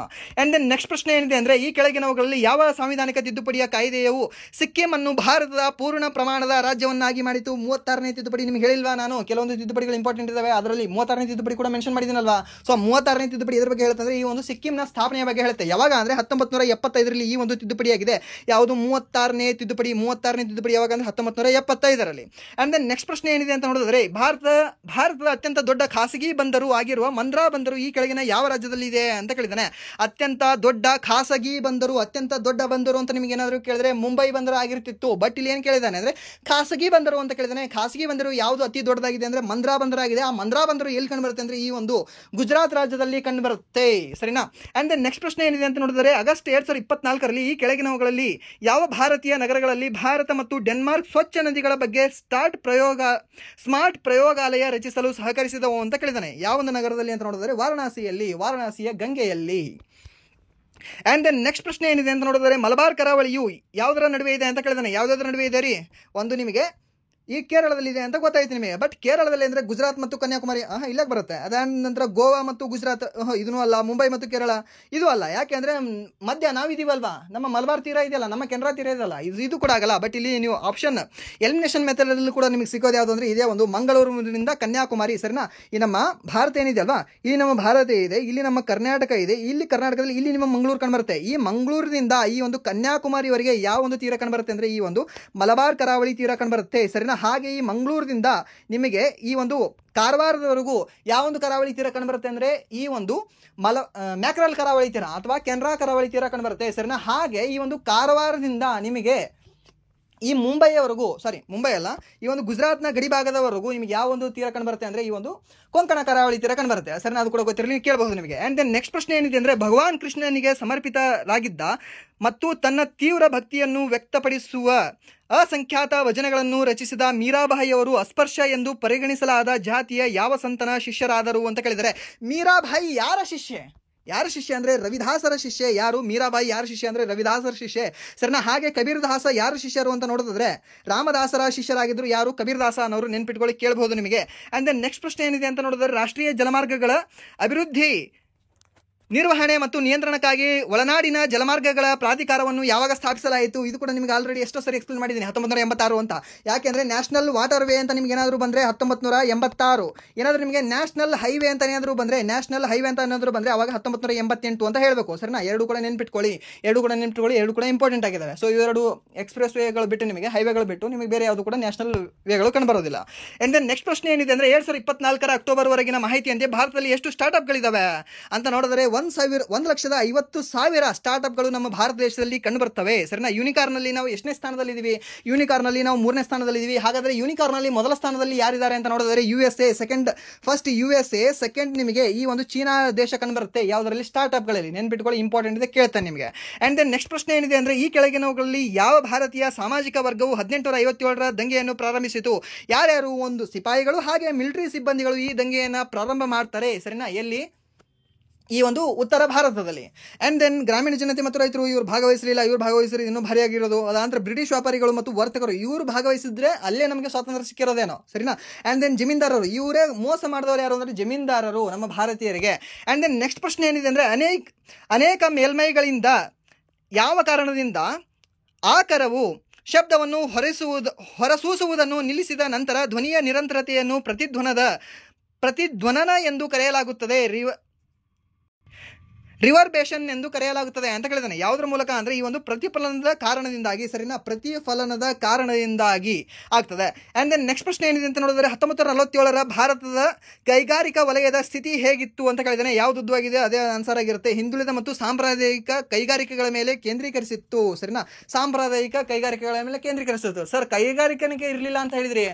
ಕೈಗಾರಿಕೆ ಬೇರೆ, ಸಾಂಪ್ರದಾಯಿಕ ಕೈಗಾರಿಕೆ ಬೇರೆ. ಇವಾಗ ಕೈಗಾರಿಕೆ ಅಂದರೆ ಇವಾಗ ಮಷಿನ್ ಮೂಲಕ ತಯಾರಿಸೋದು. ಸಾಂಪ್ರದಾಯಿಕ ಕೈಗಾರಿಕೆ ಅಂದರೆ ಇವಾಗ ಕೈ ಮೂಲಕ ತಯಾರಿಸೋದು. ಲೈಕ್ ಇವಾಗ ಮಡಿಕೆ ಮಾಡ್ತೀರಾ, ಸಾಂಪ್ರದಾಯಿಕ ಆಗ್ತದೆ ಅದು. ಅದಾನಂತರ ಮತ್ತೇನು ಮಾಡೋದು? ಈ ಬುಟ್ಟಿ ಮಾಡೋದು, ಅದು ಕೂಡ ಸಾಂಪ್ರದಾಯಿಕ ಆಗ್ತದೆ. ಮತ್ತು ಕೆಲವೊಂದು ಬೇರೆ ಏನು ಕೈಯಿಂದ ಮಾಡ್ತಕ್ಕಂತಹ ಕೆಲವೊಂದು, ಇವಾಗ ಸೀರೆ ಮಾಡ್ತೀರಾ, ಸರಿನಾ? ನೂಲಿನ ಸೀರೆ, ಸರಿನಾ? ಅದು ಕೂಡ ನಿಮಗೆ ಏನಾಗುತ್ತೆ? ಸಾಂಪ್ರದಾಯಿಕ ಕೈಗಾರಿಕೆ ಆಗುತ್ತೆ, ನೆನ್ಪಿಟ್ಕೊಳ್ಳಿ. ಸೊ ಅದರ ಮೇಲೆ ಕೇಂದ್ರೀಕರಿಸಲಾಗಿತ್ತು. ಆ್ಯಂಡ್ ದೆನ್ ನೆಕ್ಸ್ಟ್ ಪ್ರಶ್ನೆ ಏನಿದೆ ಅಂದರೆ ಅಂತ ನೋಡೋದಾದ್ರೆ ಮುಖ್ಯ ನ್ಯಾಯಮೂರ್ತಿ ಸೇರಿದಂತೆ ಭಾರತದ ಉಚ್ಚ ನ್ಯಾಯಾಲಯದ ನ್ಯಾಯಾಧೀಶರು ತಮ್ಮ ಹುದ್ದೆಗೆ ರಾಜೀನಾಮೆ ನೀಡಲು ಬಯಸಿದಾಗ ಅವರು ತಮ್ಮ ರಾಜೀನಾಮೆಯನ್ನು ಯಾರಿಗೆ ಸಲ್ಲಿಸಬೇಕು ಅಂತ ಕೇಳಿದರೆ, ಸರಿನಾ? ಭಾರತದ ಮುಖ್ಯ ನ್ಯಾಯಮೂರ್ತಿ ಆಗಿರಲಿ, ಹಾಗೆ ಭಾರತದ ಉಚ್ಚ ನ್ಯಾಯಾಲಯದ ಯಾವುದೇ ನ್ಯಾಯಮೂರ್ತಿ ಆಗಿರಲಿ, ಅವರು ತಮ್ಮ ರಾಜೀನಾಮೆಯನ್ನು ಸಲ್ಲಿಸಬೇಕಂದ್ರೆ ಯಾರು ಅವರಿಗೆ ನೇಮಕ ಮಾಡಿರ್ತಾರೆ ಅವರಿಗೆ ಸಲ್ಲಿಸಬೇಕು. ಯಾರು ಅಂದರೆ ಭಾರತದ ರಾಷ್ಟ್ರಪತಿಗಳಿಗೆ ಸಲ್ಲಿಸಬೇಕಾಗ್ತದೆ. ಸರಿನಾ? ಇವರಿಬ್ಬರನ್ನು ಕೂಡ ನೇಮಕ ಮಾಡೋರು. ಸರಿನಾ? ಗೊತ್ತಿರಲಿ, ಕೇಳಬಹುದು ನಿಮಗೆ. ಹಾಗೆ ರೀಸೆಂಟ್ ಆಗಿ ವಿಬ್ರು ಅನ್ನೋರಿಗೆ ನಮ್ಮ ಕರ್ನಾಟಕದ ಮುಖ್ಯ ನ್ಯಾಯಮೂರ್ತಿಯಾಗಿ ನೇಮಕವನ್ನು ಮಾಡಿದ್ದಾರೆ. ಯಾರು? ನಮ್ಮ ಭಾರತದ ರಾಷ್ಟ್ರಪತಿಗಳಾಗಿರ್ತಕ್ಕಂತಹ ಈ ದ್ರೌಪದಿ ಮುರ್ಮು ಅವರು. ಆ್ಯಂಡ್ ದೆನ್ ನೆಕ್ಸ್ಟ್ ಪ್ರಶ್ನೆ, ಹಾಗೆ ಈ ಒಂದು ಕ್ಲಾಸಿನ ಲಾಸ್ಟ್ ಸೆಕೆಂಡ್ ಕ್ವಶನ್ ಯಾವುದು ಅಂದರೆ 2024 ಆಗಸ್ಟ್ 9 ಲೋಕಸಭೆಯಲ್ಲಿ ರೈಲ್ವೆ ತಿದ್ದುಪಡಿ ಮಸೂದೆಯನ್ನು ಯಾರು ಮಂಡಿಸಿದರು ಅಂತ ಕೇಳಿದರೆ, ಯಾರ್ರೀ? ರೈಲ್ವೆ ಸಚಿವರು ಯಾರಿದ್ದಾರೆ? ಅಶ್ವಿನಿ ವೈಷ್ಣವ್. ಸೊ ಅವರೇ ಮಂಡಿಸಬೇಕಲ್ವಾ? ಸೊ ಅವರೇ ಮಂಡಿಸಿದ್ದಾರೆ ಅಷ್ಟೇ. ಆ್ಯಂಡ್ ದೆನ್ ನೆಕ್ಸ್ಟ್ ಪ್ರಶ್ನೆ ಏನಿದೆ ಅಂದರೆ ಭಾರತ ಆರ್ಥಿಕತೆ ಯಾವ ವಲಯದಲ್ಲಿ ನಿರುದ್ಯೋಗದ ಪ್ರಮಾಣ ಅತ್ಯಂತ ಹೆಚ್ಚಾಗಿದೆ? ಎಲ್ಲಿದೆ ನಿರುದ್ಯೋಗದ ಪ್ರಮಾಣ ಅತ್ಯಂತ ಹೆಚ್ಚಾಗಿದೆ ಅಂದರೆ ಕೃಷಿ ವಲಯದಲ್ಲಿ ಅತ್ಯಂತ ಹೆಚ್ಚು ನಿರುದ್ಯೋಗದ ಪ್ರಮಾಣ ಆಗಿದೆ. ಸರಿನಾ? ಡಿಸ್ಕಸ್ಡ್ ಎಂಪ್ಲಾಯ್ಮೆಂಟ್ ಅಂತ ಕರಿತೀವಲ್ವ, ಇಲ್ಲೇ ಅದು. ಆ್ಯಂಡ್ ದೆನ್ ನೆಕ್ಸ್ಟ್ ಪ್ರಶ್ನೆ ಏನಿದೆ ಅಂದರೆ, ಈ ಕೆಳಗಿನವುಗಳಲ್ಲಿ ಯಾವ ದೇಶವು ಭಾರತದ ಅಸ್ಸಾಂ ರಾಜ್ಯದೊಂದಿಗೆ ಅಂತಾರಾಷ್ಟ್ರೀಯ ಗಡಿಯನ್ನು ಹಂಚಿಕೊಂಡಿದೆ? ಅಸ್ಸಾಂ ಜೊತೆ ಯಾವುದೇ ಹಂಚಿಕೊಂಡಿದೆ? ಅಸ್ಸಾಂ ಜೊತೆ ಚೀನಾ ಹಂಚ್ಕೊಂಡಿದೆಯಾ? ಮ್ಯಾಲ್ ಭೂತಾನ್ ಇದೆ, ಸೊ ಇದು ಅಲ್ಲ. ಮಯನ್ಮಾರ್ ಹಂಚ್ಕೊಂಡಿದೆಯಾ? ಇಲ್ಲಿ ಪಕ್ಕ ನಾಗಾಲ್ಯಾಂಡ್ ಇದೆ, ಅದು ಕೂಡ ಇಲ್ಲ. ಅದಾಂತರ ನೇಪಾಳ ಹಂಚ್ಕೊಂಡಿದೆಯಾ?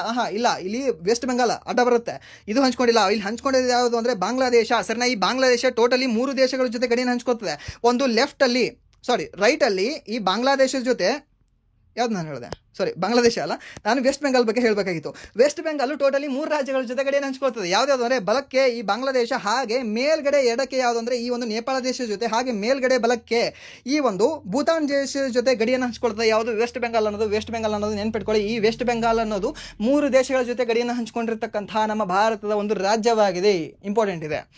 ಸೊ ಇದಾಗಿತ್ತು ಇಲ್ಲಿವರೆಗೆ RRB NTPC ಹಾಗೆ RRB D ಗ್ರೂಪ್ ಮತ್ತು SSC ಹಾಗೆ ಸೆಂಟ್ರಲ್ ಗೌರ್ಮೆಂಟ್ನ ವಿವಿಧ ಎಕ್ಸಾಮ್ಗಳಿಗೆ ಕೇಳಬಹುದಾದಂತಹ ಮಾದರಿ ಪ್ರಶ್ನೆ ಪತ್ರಿಕೆ 6. ಸೊ ಇಲ್ಲಿವರೆಗೂ ವಿಡಿಯೋ ನೋಡೋದಕ್ಕಾಗಿ ಫಸ್ಟ್ ಆಫ್ ಆಲ್ ಧನ್ಯವಾದಗಳು. ಹಾಗೆ ಇಲ್ಲಿವರೆಗೂ ವಿಡಿಯೋ ನೋಡಿ, ವಿಡಿಯೋ ಏನಾದರೂ ನಿಮಗೆ ಇಷ್ಟ ಆಗಿದ್ರೆ ಪ್ಲೀಸ್ ವಿಡಿಯೋನ ಲೈಕ್ ಮಾಡಿ, ಸಬ್ಸ್ಕ್ರೈಬ್ ಮಾಡಿ.